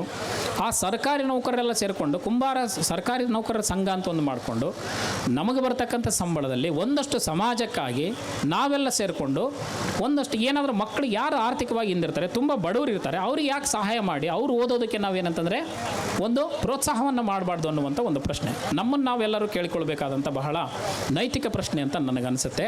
ಇಂಥದ್ದೊಂದು ಪ್ರಯತ್ನವನ್ನು ನಮ್ಮ ಜಿಲ್ಲಾ ಅಧ್ಯಕ್ಷರ ಸಮುದಾಯದಲ್ಲಿ ಮತ್ತು ಇರ್ತಕ್ಕಂಥ ಎಲ್ಲ ಒಂದು ಹಿರಿಯರ ಸಮ್ಮುಖದಲ್ಲಿ ಇಂಥದ್ದೊಂದು ಕೆಲಸ ಆಗಬೇಕು, ಅದು ಬಹಳ ತುರ್ತು ಅಂತ ನಾನು ಅಂದ್ಕೊಳ್ತೀನಿ. ಮತ್ತು ನಾವು ನೋಡ್ರಿ ಸರ್ಕಾರದವ್ರು ಅನೇಕ ಜನ ಬಂದರು ಮಾತಾಡಿದ್ರು, ಶಾಸಕರೆಲ್ಲರೂ ಬಹಳ ಒಳ್ಳೆ ನಮ್ಮ ಸಮಾಜದ ಬಗ್ಗೆ ಅವ್ರಿಗೆ ಇರ್ತಕ್ಕಂಥ ಕಳಕಳಿ ಗೌರವ ಪ್ರೀತಿ ಬಗ್ಗೆ ನಾವು ಅದನ್ನು ಅಭಿಮಾನ ಪಡೋಣ. ಆದರೆ ಬೇರೆ ಬೇರೆ ಸಮಾಜಕ್ಕಿರ್ತಕ್ಕಂಥ ಇವತ್ತು ಸರ್ಕಾರದಿಂದಲೂ ಕೂಡ ಏನಾಗಬೇಕಿದೆ ನಮ್ಮ ಸಮಾಜಕ್ಕೆ ಈ ಒಂದು ಪೂರ್ವ ಸಮಾಜದವರು ಇದ್ದಾರೆ. ಸಿಡ್ಲು ಬರೆದು ಕುರಿಗಳ ಸತ್ರ ಏನಾಗುತ್ತೆ ಅಂತಂದರೆ ಅವರಿಗೆ ಸರ್ಕಾರದಿಂದ ಪ್ರೋತ್ಸಾಹಧನ ಕೊಡ್ತಾರೆ. ಹೌದ್ರಿ. ಜಾನುವಾರುಗಳು ದನಕರಗಳ ಸತ್ರ ಕೂಡ ಇವತ್ತೇನಿದೆ, ಮನೆ ಬಿದ್ದರೂ ಮಳೆ ಬಂದರೆ ಅವ್ರಿಗೆ ಪ್ರೋತ್ಸಾಹಧನ ಸರ್ಕಾರ ಕೊಡ್ತೈತೆ. ಹಾಗೆ ನಮ್ಮ ಕುಲಕಸಬಾಗಿರ್ತಕ್ಕಂಥ ಕುಂಬಾರ ಸಮಾಜದವರು ಮಡಿಕೆ ಕುಡಿಕೆಗಳು ಹೊಡೆದಾಗ ಹಾಗೆ ಏನಾರಾದ್ರೆ ಅದಕ್ಕೆ ಇವತ್ತು ಯಾವುದೇ ಪ್ರೋತ್ಸಾಹಧನ ಇಲ್ಲ. ಈಗ ವಿಶ್ವಕರ್ಮ ಕೇಂದ್ರ ಸರ್ಕಾರದ ಯೋಜನೆ ಅಡಿಯಲ್ಲಿ ನಮಗೆ ಬೇಕಾದಷ್ಟು ಈಗ ತಿಗರಿಗಳನ್ನು ಇನ್ನೊಂದು ಮತ್ತೊಂದು ಬೇಕಾದಂಥ ಆಧುನಿಕ ತಂತ್ರಜ್ಞಾನಗಳನ್ನು ಕೊಡ್ತಾರೆ ಸಹಾಯಧನ ಅಂತ ಹೇಳಿದರು. ಅವುಗಳು ಎಷ್ಟು ಮಟ್ಟಿಗೆ ನಮ್ಮ ಸಮಾಜಕ್ಕೆ ಇವತ್ತು ನ್ಯಾಯಯುತವಾಗಿ ತಲುಪ್ತಾ ಇದ್ದಾವೆ, ಬಂದು ಸೇರ್ತಾ ಇದ್ವು ಅನ್ನುವಂಥದ್ದು ಪ್ರಶ್ನೆ. ಅದಕ್ಕೆ ಸಂಬಂಧಪಟ್ಟಂತೆ ನಮ್ಮ ಈ ಶಾಸಕರು, ಅದಕ್ಕೆ ಅಧಿಕಾರಿಗಳು ಏನು ಸರ್ಕಾರವನ್ನು ಪ್ರತಿನಿಧಿಸುವ ನಾಯಕರು ಯಾರಿದ್ದಾರೆ ಅವರೆಲ್ಲರೂ ಕೂಡ ಈ ಸಮಾಜದ ಬಗ್ಗೆ ಒಂದು ಇನ್ನೊಂದು ಹೆಜ್ಜೆ ಮುಂದೆ ಹೋಗಿ ಆ ಥರದ ಒಂದು ಸಹಾಯವನ್ನು ಮಾಡಬೇಕು ಅನ್ನುವಂಥದ್ದು ನನ್ನದೊಂದು ಕಳಕಳಿ. ವಸತಿ ನಿಲಯಗಳಾಗಬೇಕು. ಮುಖ್ಯವಾಗಿ ನಮ್ಮ ಸಮಾಜ ಶೈಕ್ಷಣಿಕವಾಗಿ ಮುಂದೆ ಬರಬೇಕಂತಂದರೆ ಪ್ರಬಲಾಸ್ತ್ರ ಶಿಕ್ಷಣ ಒಂದೇ. ಆ ಕಾರಣಕ್ಕೆ ನಮ್ಮ ಸಮಾಜದ ವಿದ್ಯಾರ್ಥಿಗಳು ವಿದ್ಯಾರ್ಥಿನಿಯರು ಕಲಿಬೇಕಂದ್ರೆ ಆ ಶಿಕ್ಷಣಕ್ಕೆ ಬೇಕಾದಂಥ ವಸತಿ ನಿಲಯಗಳು ಬೇಕು. ಮುಖ್ಯವಾಗಿ ನೀವು ಈ ವೈಶ್ಯರು ಅಂತ ಕಾಂಪ್ಟರ್ ಅಂತ ಕರಿತೀವಲ್ಲ, ಆ ಸಮಾಜ ಒಳ್ಳೆಯದು ಎಲ್ಲಿದ್ದರೆ ನಾವು ಮಾತಾಡೋಣ, ಅದನ್ನು ನಾವು ತೊಗೊಳ್ಳೋಣ, ಏನು ಸಮಸ್ಯೆ ಇಲ್ಲ. ನೀವು ಯಾವುದೇ ಒಂದು ತಾಲೂಕಾ, ಹೋಬಳಿ ಮತ್ತು ಜಿಲ್ಲಾ ಹಂತಕ್ಕೆ ಹೋಗ್ರೆ ಅವ್ರು ಎಲ್ಲರೂ ಅವ್ರು ನೋಡ್ರಿ, ಒಂದು ವಾಸವಿ ಗುಡಿ ಇರ್ತೈತೆ, ಒಂದು ವಾಸವಿ ಕಲ್ಯಾಣ ಮಂಟಪ ಇರ್ತೈತೆ, ಒಂದು ವಸತಿ ನಿಲಯ ಇರ್ತೈತೆ ಅವ್ರ ಸಮಾಜದ. ಅಂಥದ್ದೊಂದು ಪ್ರಯತ್ನಗಳು ನಮ್ಮ ಸಮಾಜದಲ್ಲಿ ಯಾಕಾಗಿಲ್ಲ ಇಲ್ಲಿ ತನಕ ಅಂತ. ಮತ್ತು ಅವರು ಬಿಡ್ರಿ ವ್ಯಾಪಾರಸ್ಥರು ಲಕ್ಷ ದುಡಿತಾರೆ, ಅವ್ರು ರೊಕ್ಕ ಇರ್ತೈತಿ, ನಮಗಿಲ್ಲ ನಮಗಂತ. ನಾವು ದುಡ್ಡಿನ ಲೆಕ್ಕಾಚಾರ ಹಾಕೋದು ಬೇಡ್ರಿ. ಇವತ್ತಿನ ಆಧುನಿಕ ದಿನದಲ್ಲಿ ಯಾರೂ ಬಡವರಲ್ಲ. ನೀವು ದುಡಿದ ಅಷ್ಟು ಹಣವನ್ನು ಸಮಾಜಕ್ಕಾಗಿ ಕೊಡೋದು ಅಂತ ನಾವು ಹೇಳ್ತಾ ಇಲ್ಲ ನಾನು. ನಮ್ಮ ಆರ್ಥಿಕ ಸಂಪಾದನೆ ಒಂದಷ್ಟು ಭಾಗವನ್ನು ಸಮಾಜದ ಉದ್ಧಾರಕ್ಕಾಗಿ ಅಥವಾ ನಮ್ಮನ್ನು ನಾವು ಅಭಿವೃದ್ಧಿಪಡಿಸ್ಕೋಬೇಕಂದ್ರೆ ನಾವೇ ಏನಾದರೂ ಮಾಡ್ಕೋಬೇಕು. ಸರ್ಕಾರ ಇರುತ್ತೆ, ಸರ್ಕಾರದ ಯೋಜನೆಗಳು ಎಲ್ಲರೂ ಕೊಡ್ತಾರೆ, ಅದನ್ನು ತೆಗೆದುಕೊಳ್ಳೋಣ, ಅದಕ್ಕೆ ನಾವು ಋಣಿಯಾಗಿರೋಣ, ಅದನ್ನು ಗೌರವಿಸೋಣ. ಅದ್ರ ಜೊತೆಗೆ ನಾವು ಏನಾದರೂ ಸಮಾಜಕ್ಕೆ ಮಾಡಬೇಕಂತಂದರೆ ನಾವುಗಳು ಏನು ಮಾಡಬೇಕಂತಂದರೆ ಇಂಥದ್ದೊಂದು ಪ್ರಯತ್ನವನ್ನು ಮುಂದಿನ ದಿನಗಳಲ್ಲಿ ಆಗಬೇಕು. ಸಾಧ್ಯವಾದಷ್ಟು ಎಷ್ಟೆಷ್ಟು ಆಗುತ್ತೆ ಅಷ್ಟು ಹಾಕ್ಕೊಂಡು ಒಂದು ವಸತಿ ನಿಲಯನ ಅಥವಾ ಯಾವುದು ಪ್ರತಿಭಾವಂತ ವಿದ್ಯಾರ್ಥಿ ಇರ್ತಾನೆ, ಅವನಿಗೆ ಬಡವ ಇರ್ತಾನೆ ಆರ್ಥಿಕವಾಗಿ, ಅವನಿಗೆ ಪ್ರೋತ್ಸಾಹ ಮಾಡಿ ನೀವು IAS ಆಫೀಸರ್, ಡಾಕ್ಟರ್, ಇಂಜಿನಿಯರ್ಸ್ ಮಾಡೋದಕ್ಕೆ ಸಾಧ್ಯ ಇದೆ. ಎಷ್ಟೋ ಜನ ಪ್ರತಿಭಾವಂತ ಮಕ್ಕಳು ನಮ್ಮ ಸಮಾಜದಲ್ಲಿ ಈ ಥರದ ಆರ್ಥಿಕ ಸಹಾಯವಿಲ್ಲದೇ ಅವರ ಶೈಕ್ಷಣಿಕ ಬೇಕಾದಷ್ಟು ಪ್ರತಿಭಾವಂತರಾಗಿದ್ದರೂ ಕೂಡ ಶಿಕ್ಷಣವನ್ನು ಮೊಟಕುಗೊಳಿಸುವಂಥ ಅನೇಕ ಉದಾಹರಣೆಗಳಿದ್ದಾವೆ. ಅಂಥದ್ದೊಂದು ಕೆಲಸ, ಅವರನ್ನು ಪ್ರೋತ್ಸಾಹಿಸುವಂಥ ಕೆಲಸ ನಮ್ಮ ಸಮಾಜದಿಂದ ಆಗಬೇಕು. ಅದನ್ನು ಬಹಳ ಬೇಗನೆ ಜಾರಿಯಲ್ಲಿ ತರೋದಕ್ಕೆ ನೀವೆಲ್ಲರೂ ಕೂಡ ಕೈ ಜೋಡಿಸ್ತೀವಿ ಅನ್ನುವಂಥ ಆಶಾಭಾವನೆ ನನ್ನದು.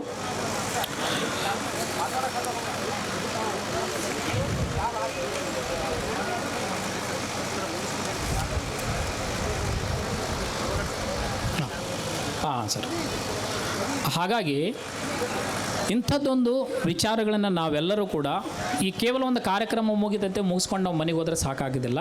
ಆ ಕಾರಣಕ್ಕೆ ಒಂದಿಷ್ಟು ಸಂಕಲ್ಪಗಳನ್ನು ಮಾಡಿಕೊಂಡು ಏನಾದರೂ ಒಂದು ಕೊಡುಗೆ ಕೊಡುವಂಥ ಪ್ರಯತ್ನವನ್ನು ನೀವೆಲ್ಲರೂ ಮಾಡೋಣ. ಅದು ಸೂರ್ಯಚಂದ್ರಾರ್ಕಾದಿಯಾಗಿ ತ್ರಿಪದಿಯ ಮೌಲ್ಯಗಳು ಮತ್ತು ಸರ್ವಜ್ಞನ ವಿಚಾರಗಳು ಯಾವತ್ತದು ಜಗತ್ತಿಗೆ ಮೌಲ್ಯಯುತವಾಗಿಯೇ ಇರುತ್ತೆ. ಅದು ಯಾಕಂದರೆ 500 ವರ್ಷಗಳ ಕಾಲ ಕಳೆದರೂ ಕೂಡ ಇವತ್ತಿಗೂ ಸರ್ವಜ್ಞ ಪ್ರಸ್ತುತ ಆಗಿರೋದು ಆತನ ವಿಚಾರಗಳಿಂದ ಮತ್ತು ಮಾನವೀಯ ಮೌಲ್ಯಗಳಿಂದ. ಅದರಲ್ಲಿ ಎರಡು ಮಾತಿಲ್ಲ. ಅಂಥದ್ದೊಂದು ಸರ್ವಜ್ಞನ ಈ ಒಂದು ಜಯಂತಿಗೆ ನನಗೆ ಮಾತನಾಡೋದಕ್ಕೆ ಅವಕಾಶ ಕೊಟ್ಟಿರ್ತಕ್ಕಂಥ ನಮ್ಮ ಸಮಾಜ, ಅದರ ಅಧ್ಯಕ್ಷರು, ಎಲ್ಲ ಪದಾಧಿಕಾರಿಗಳಿಗೆ ಮತ್ತು ಎಲ್ಲ ಸಮುದಾಯದ ಕುಲಬಾಂಧವರಿಗೆ ನಾನು ಕೃತಜ್ಞತೆಗಳನ್ನು ಸಲ್ಲಿಸಿ ನನ್ನ ಮಾತುಗಳನ್ನು ಮುಗಿಸ್ತೇನೆ. ನಮಸ್ಕಾರ.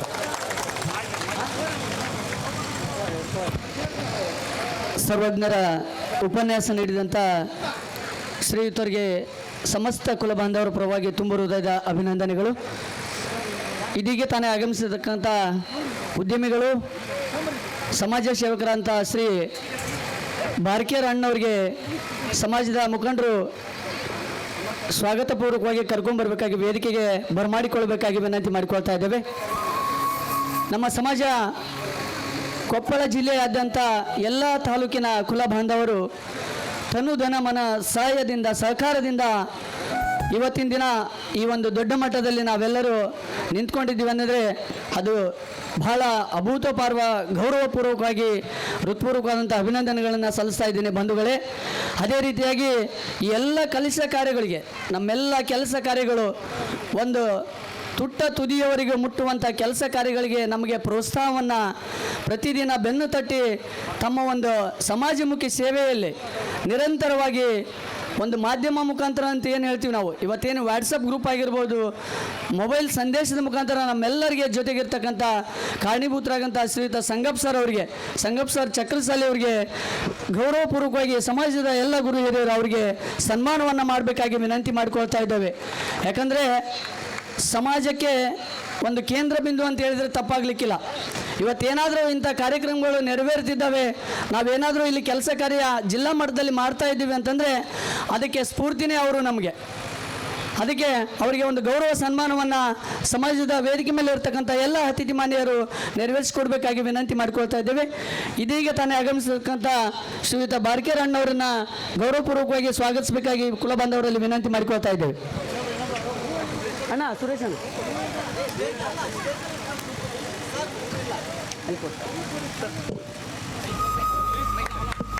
ವೆಂಕಟೇಶ್ ಬಾರ್ಕೇರ್ ಅಣ್ಣವರಿಗೆ ಗೌರವಪೂರ್ವಕವಾಗಿ ಸ್ವಾಗತ ಸುಸ್ವಾಗತ.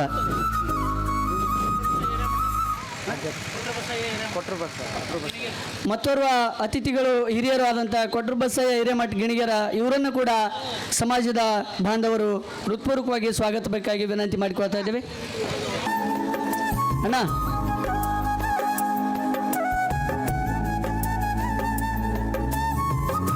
ವೇದಿಕೆಯ ಮೇಲೆ ಇರ್ತಕ್ಕಂಥ ಎಲ್ಲ ಅತಿಥಿ ಮಾನ್ಯರು ಸಂಗಪ್ಪ ಚಕ್ರಸಾಲಿ ಜಿಲ್ಲಾ ಉಪಾಧ್ಯಕ್ಷರು ಅವರನ್ನು ತುಂಬ ಹೃದಯ ಗೌರವಪೂರ್ವಕವಾಗಿ ಹೃತ್ಪೂರ್ವಕವಾಗಿ ಗೌರವಿಸಬೇಕಾಗಿ ವಿನಂತಿ ಮಾಡಿಕೊಳ್ತಾ ಇದ್ದೇವೆ.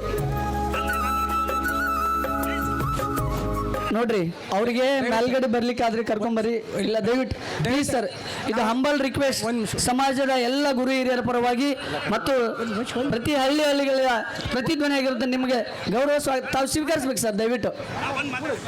ದಯವಿಟ್ಟು ಈ ಸರ್ವಜ್ಞ ಜಯಂತಿ ಮತ್ತು ಅಡಿಗಲ್ಲ ಸಮಾರಂಭ ಕಾರ್ಯಕ್ರಮದಲ್ಲಿ ಭಾಗವಹಿಸಿರ್ತಕ್ಕಂಥ ಎಲ್ಲ ಕುಲಬಾಂಧವರ ಪವಿತ್ರ ಹೃದಯಗಳಿಗೆ ನನ್ನ ನಮನಗಳನ್ನು ಅರ್ಪಣೆ ಮಾಡ್ತಾ, ದಯವಿಟ್ಟು ಕುಲಬಾಂಧವರು ಈ ಸನ್ಮಾನವನ್ನು ಸ್ವೀಕರಿಸಲಿಕ್ಕೆ ನನಗೆ ಆಹ್ವಾನಿಸ್ತಾ ಇದ್ದಾರೆ. ಈ ಸನ್ಮಾನವನ್ನು ಸ್ವೀಕರಿಸುವಷ್ಟು ದೊಡ್ಡ ವ್ಯಕ್ತಿ ನಾನಲ್ಲ, ಈ ಸನ್ಮಾನವನ್ನು ತಿರಸ್ಕರಿಸುವಷ್ಟು ದೊಡ್ಡ ವ್ಯಕ್ತಿ ಕೂಡ ನಾನಲ್ಲವ ಅನ್ನುವ ವಿಚಾರಗಳನ್ನು ತಮ್ಮೆಲ್ಲರಿಗೆ ಅರ್ಪಣೆ ಮಾಡ್ತಾ, ಒಂದು ಗಾದೆ ಮಾತಿದೆ, ಅದನ್ನು ನೆನಪು ಮಾಡ್ಕೊಂಬಿಡೋಣ. ಧರ್ಮ ದೊಡ್ಡದಲ್ಲ, ದಯೆ ದೊಡ್ಡದು. ಮಾನವ ದೊಡ್ಡವನಲ್ಲ, ಮಾನವೀಯತೆ ದೊಡ್ಡದು.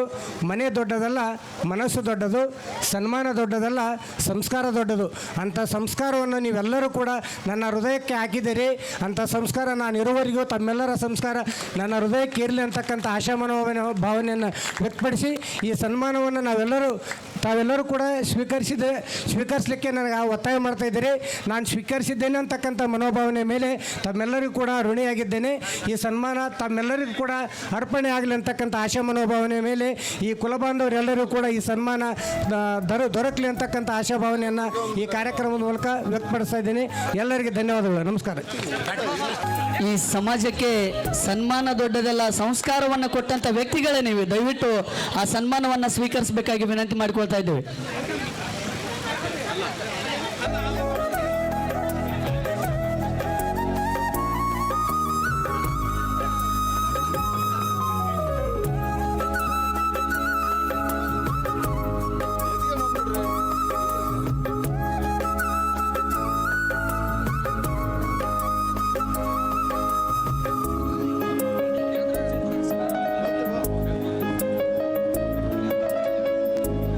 ವೇದಿಕೆ ಮೇಲೆ ಇರ್ತಕ್ಕಂಥ ಎಲ್ಲ ಅತಿಥಿ ಮಾನ್ಯರು ದಯವಿಟ್ಟು ಒಂದು ಗೌರವ ಸನ್ಮಾನವನ್ನು ಮಾಡಬೇಕಾಗಿ ವಿನಂತಿ ಮಾಡಿಕೊಳ್ತಾ ಇದ್ದೇವೆ. ಸಂಗಪ್ಪ ಚಕ್ರಸಾಲಿ ಶಿಕ್ಷಕರು ಜಿಲ್ಲಾ ಉಪಾಧ್ಯಕ್ಷರು ಇವರಿಗೆ ಹೃದಯಪೂರ್ವಕ ಗೌರವ ಸನ್ಮಾನ. ಸಮಾಜದ ಎಲ್ಲ ಮುಖಂಡರುಗಳು ಭಾಗಿಯಾಗಬೇಕಾಗಿ ವಿನಂತಿ.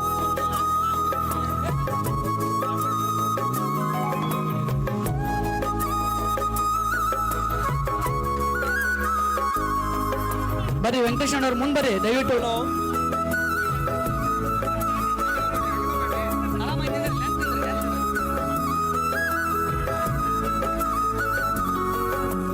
ಸಮಾಜದ ಕಾರ್ಯಕ್ರಮ ಎನ್ನುವುದಕ್ಕಿಂತ ನಮ್ಮ ಮನೆಯ ಕಾರ್ಯಕ್ರಮವು ಎಂಬಂತೆ ಅತಿ ಅದ್ಭುತವಾಗಿ ಎಲ್ಲ ಯುವಕರಿಗೆ ಸ್ಫೂರ್ತಿದಾಯಕರಾದಂಥ ಸಂಗಪ್ಪ ಚಕ್ರಸಾಲಿ ಜಿಲ್ಲಾ ಉಪಾಧ್ಯಕ್ಷರು ಇವರಿಗೆ ಗೌರವ ಸನ್ಮಾನ. ತಮ್ಮೆಲ್ಲ ಜೋರಾದ ಚಪ್ಪಾಳೆಯೊಂದಿಗೆ ಅವರೆಲ್ಲರಿಗೆ ಅಭಿನಂದಿಸಬೇಕಾಗಿ ತಮ್ಮೆಲ್ಲರಲ್ಲಿ ವಿನಂತಿಯನ್ನು ಮಾಡಿಕೊಡ್ತಾ ಇದ್ದೇನೆ ಬಂಧುಗಳೇ.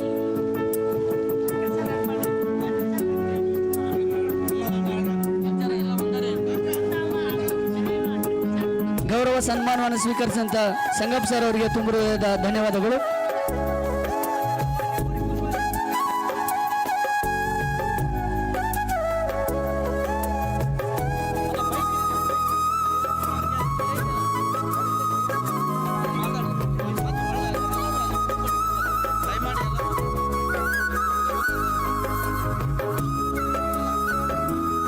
ಸನ್ಮಾನವನ್ನು ನೀಡಿದಂಥ ಎಲ್ಲ ಅತಿಥಿ ಮಾನ್ಯರಿಗೆ ತುಂಬ ಹೃದಯದ ಧನ್ಯವಾದಗಳು.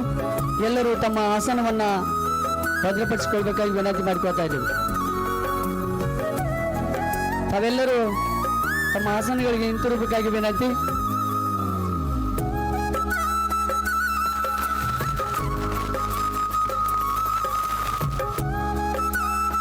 ಮುಂದಿನ ಕಾರ್ಯಕ್ರಮವನ್ನು ಬಸವರಾಜ್ ಕುಂಬಾರ್ ಫೋಟೋಗ್ರಾಫರ್ ಅವರು ನೆರವೇರಿಸಿಕೊಡ್ಬೇಕಾಗಿ ವಿನಂತಿ ಮಾಡಿಕೊಳ್ತಾ ಇದ್ದೇವೆ.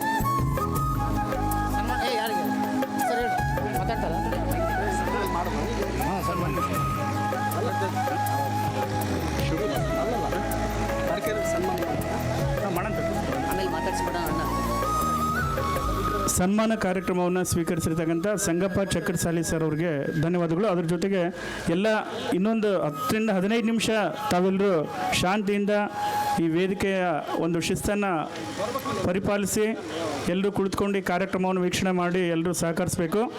ಈಗ ಮುಂದಿನ ಕಾರ್ಯಕ್ರಮ ಇದೀಗ ತಾನೇ ಬಂದಿರತಕ್ಕಂಥ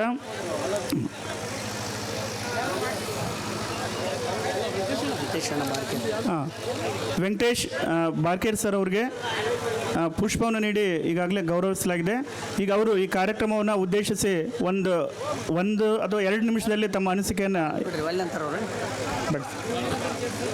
ಅದೇ ರೀತಿಯಾಗಿ ವೇದಿಕೆ ಮೇಲೆ ಇರ್ತಕ್ಕಂಥ ಶಿವಕುಮಾರ್ ಕುಂಬಾರ್ ಅವರು ವೇದಿಕೆಯನ್ನು ಉದ್ದೇಶಿಸಿ 2 ನಿಮಿಷದಲ್ಲಿ ತಮ್ಮ ವಿಚಾರಗಳನ್ನು ವ್ಯಕ್ತಪಡಿಸಬೇಕಂತ ಕೇಳ್ಕೊಳ್ತಾ ಇದ್ದೇವೆ.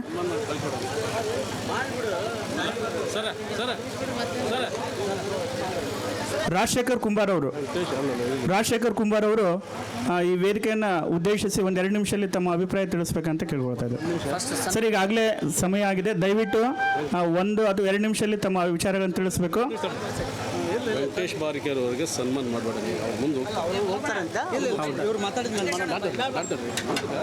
ಒಂದು ಬದಲಾವಣೆ. ವೆಂಕಟೇಶ್ ಬಾರ್ಕೇರ್ ಅಣ್ಣವ್ರಿಗೆ ಸನ್ಮಾನ ಕಾರ್ಯಕ್ರಮವನ್ನು ವೇದಿಕೆ ಮೇಲಿನ ಎಲ್ಲ ಗಣ್ಯಮಾನ್ಯರು ನೆರವೇರಿಸಿಕೊಡ್ಬೇಕು ಅಂತೇಳಿ ವಿನಂತಿಯನ್ನು ಮಾಡ್ಕೊಳ್ತಾ ಇದ್ದೇವೆ. ವೆಂಕಟೇಶ್ ಅಣ್ಣವರು ಸನ್ಮಾನ ಸ್ವೀಕರಿಸಬೇಕು. ಇದಾದ ನಂತರ ರಾಜಶೇಖರ್ ಕುಂಬಾರ್ ಅವರು ಈ ವೇದಿಕೆಯನ್ನು ಉದ್ದೇಶಿಸಿ ಮಾತಾಡಬೇಕು. ಅದಾದ ನಂತರ ಪೂಜಾ ಪಂಪಾಪತಿ ಕುಂಬಾರ್ ಸಾಕಿನ್ ತಾವರ್ಗೇರಿ ಇವರು 1-2 ನಿಮಿಷ ಮಾತಾಡ್ತಾರೆ. ಇದಾದ ನಂತರ ಸನ್ಮಾನ ಕಾರ್ಯಕ್ರಮ ಆದ ನಂತರ ಅಧ್ಯಕ್ಷೀಯ ನುಡಿ. ಅದಾದ ನಂತರ ಮತ್ತೆ ಎಲ್ರಿಗೂ ಬಂಧುಗಳಿಗೆ ಊಟದ ವ್ಯವಸ್ಥೆ ಮಾಡಲಾಗಿದೆ. ತಾವೆಲ್ಲರೂ ಊಟ ಮಾಡಿಕೊಂಡೇ ಕಾರ್ಯಕ್ರಮವನ್ನು ಮುಗಿಸ್ಕೊಂಡು ಹೋಗಬೇಕು ಅಂತೇಳಿ ಒಂದು ಮಾತನ್ನು ಹೇಳ್ತಾ ಇದ್ದೇವೆ. ವೆಂಕಟೇಶ್ ಬಾರ್ಕೇರಣ್ಣವರು ಪ್ರತಿ ವರ್ಷ ನಮ್ಮ ಸಮಾಜದ ಯಾವುದೇ ಒಂದು ನಾವು ಸಹಾಯವನ್ನು ಕೇಳಿದಾಗ ಅವರು ತನು ಮನ ಧನದಿಂದ ನಮ್ಮ ಒಂದು ಸಮಾಜಕ್ಕೆ ಸಹಾಯವನ್ನು ನೀಡ್ತಾ ಇದ್ದಾರೆ. ಅವರಿಗೆ ಮತ್ತೊಮ್ಮೆ ನಮ್ಮ ಸಮಾಜದ ಬಂಧುಗಳ ಪರವಾಗಿ ಧನ್ಯವಾದಗಳನ್ನು ತಿಳಿಸ್ತಾ ಇದ್ದೇವೆ. ಈಗ ರಾಜಶೇಖರ್ ಕುಂಬಾರ್ ಅವರು ಕೊಟ್ರೆಯ ಸ್ವಾಮಿಗಳು ಇವ್ರಿಗೂ ಕೂಡ ವೇದಿಕೆ ಮೇಲೆ ಸನ್ಮಾನ ಮಾಡಬೇಕು ಅಂತೇಳಿ ನಾವು ವಿನಂತಿ ಮಾಡ್ಕೊಳ್ತಾ ಇದ್ದೇವೆ.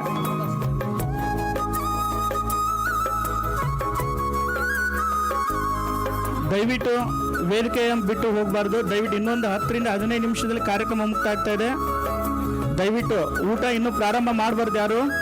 ದಯವಿಟ್ಟು ಎಲ್ಲರೂ ಇದು ಒಂದು ವಿನಂತಿ. ಇನ್ನೊಂದು 10 ರಿಂದ 15 ನಿಮಿಷ ಅಣ್ಣವ್ರು ಬರ್ರಿ ಪ್ಲೀಸ್.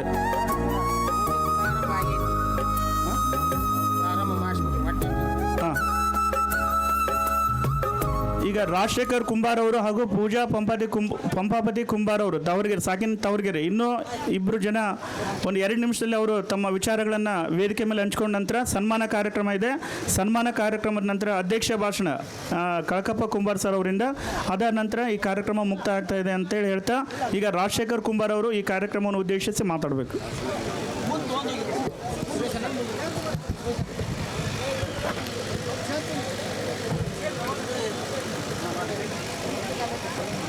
ಮೊದಲನೇದಾಗಿ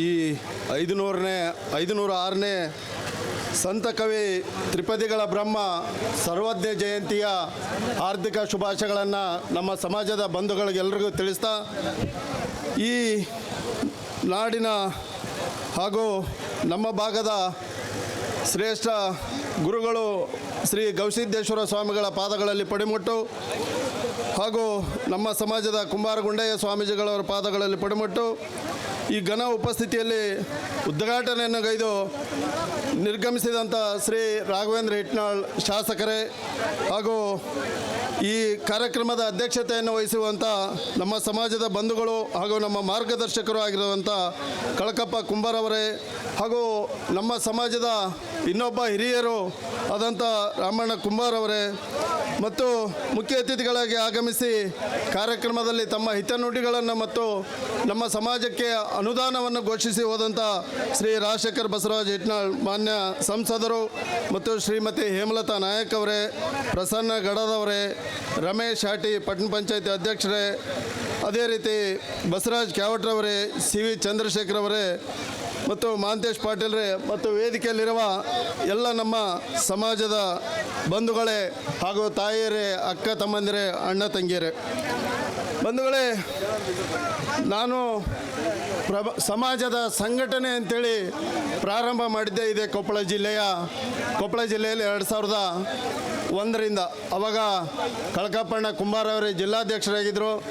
ನನ್ನನ್ನು ನಾನು ಕೋರ್ಟಲ್ಲಿ ನೌಕರಿ ಮಾಡ್ತಾ ಇದ್ದಾಗ ನನಗೆ ಸಮಾಜದ ಸಂಘಟನೆಯಿಂದ ದೂರ ಇದೆ. ಯಾಕಂದರೆ ನನ್ನ ಕೆಲಸನೇ ಬೇರೆ, ಸಮಾಜ ಸಂಘಟನೆ ಬೇರೆ, ಅದೇ ರೀತಿ ಬೇರೆ ಡಿಪಾರ್ಟ್ಮೆಂಟ್ಗಳೇ ಬೇರೆ, ನಮ್ಮ ಒಂದು ವೃತ್ತಿನೇ ಬೇರೆ. ಯಾಕಂದರೆ ನಮ್ಮ ಕೋರ್ಟ್ನಲ್ಲಿ ಹೊರಗಡೆ ಹೋಗಿ ವ್ಯವಸ್ಥೆ, ಭಾಷಣ ಈ ರೀತಿಯಂಥ ಕೆಲಸ ಕಾರ್ಯಗಳಿಗೆ ಟೈಮ್ ಇದ್ದಿಲ್ಲ ನಮಗೆ. ಆದರೆ ಕಳಕಪ್ಪಣ್ಣವರು, ಭೋಜಪ್ಪಣ್ಣವರು ಮತ್ತು ನಮ್ಮ ಈರಣ್ಣ ಸರ್ ಎಲ್ಲರೂ ಸೇರಿ ಇಲ್ಲ ನೀವೇನಾದರೂ ಮಾಡಬೇಕು, ಸಂಘಟನೆ ಮಾಡೋಣ ಅಂಥೇಳಿ ಅವತ್ತಿಗೆ ನನ್ನ ಜಿಲ್ಲಾ ಪ್ರಧಾನ ಕಾರ್ಯದರ್ಶಿನಾಗಿ ಮಾಡಿದರು. ಆದರೆ ನನ್ನ ಇಲ್ಲಿಂದ ಟ್ರಾನ್ಸ್ಫರ್ ಆಗಿದ್ದಕ್ಕೆ ನಾನು ಇಲ್ಲಿಂದ ವರ್ಗಾವಣೆಯಾಗಿ ಹೋದ್ಮೇಲೆ ಅಲ್ಲಿಗೆ ರಿಸೈನ್ ಮಾಡಿದೆ.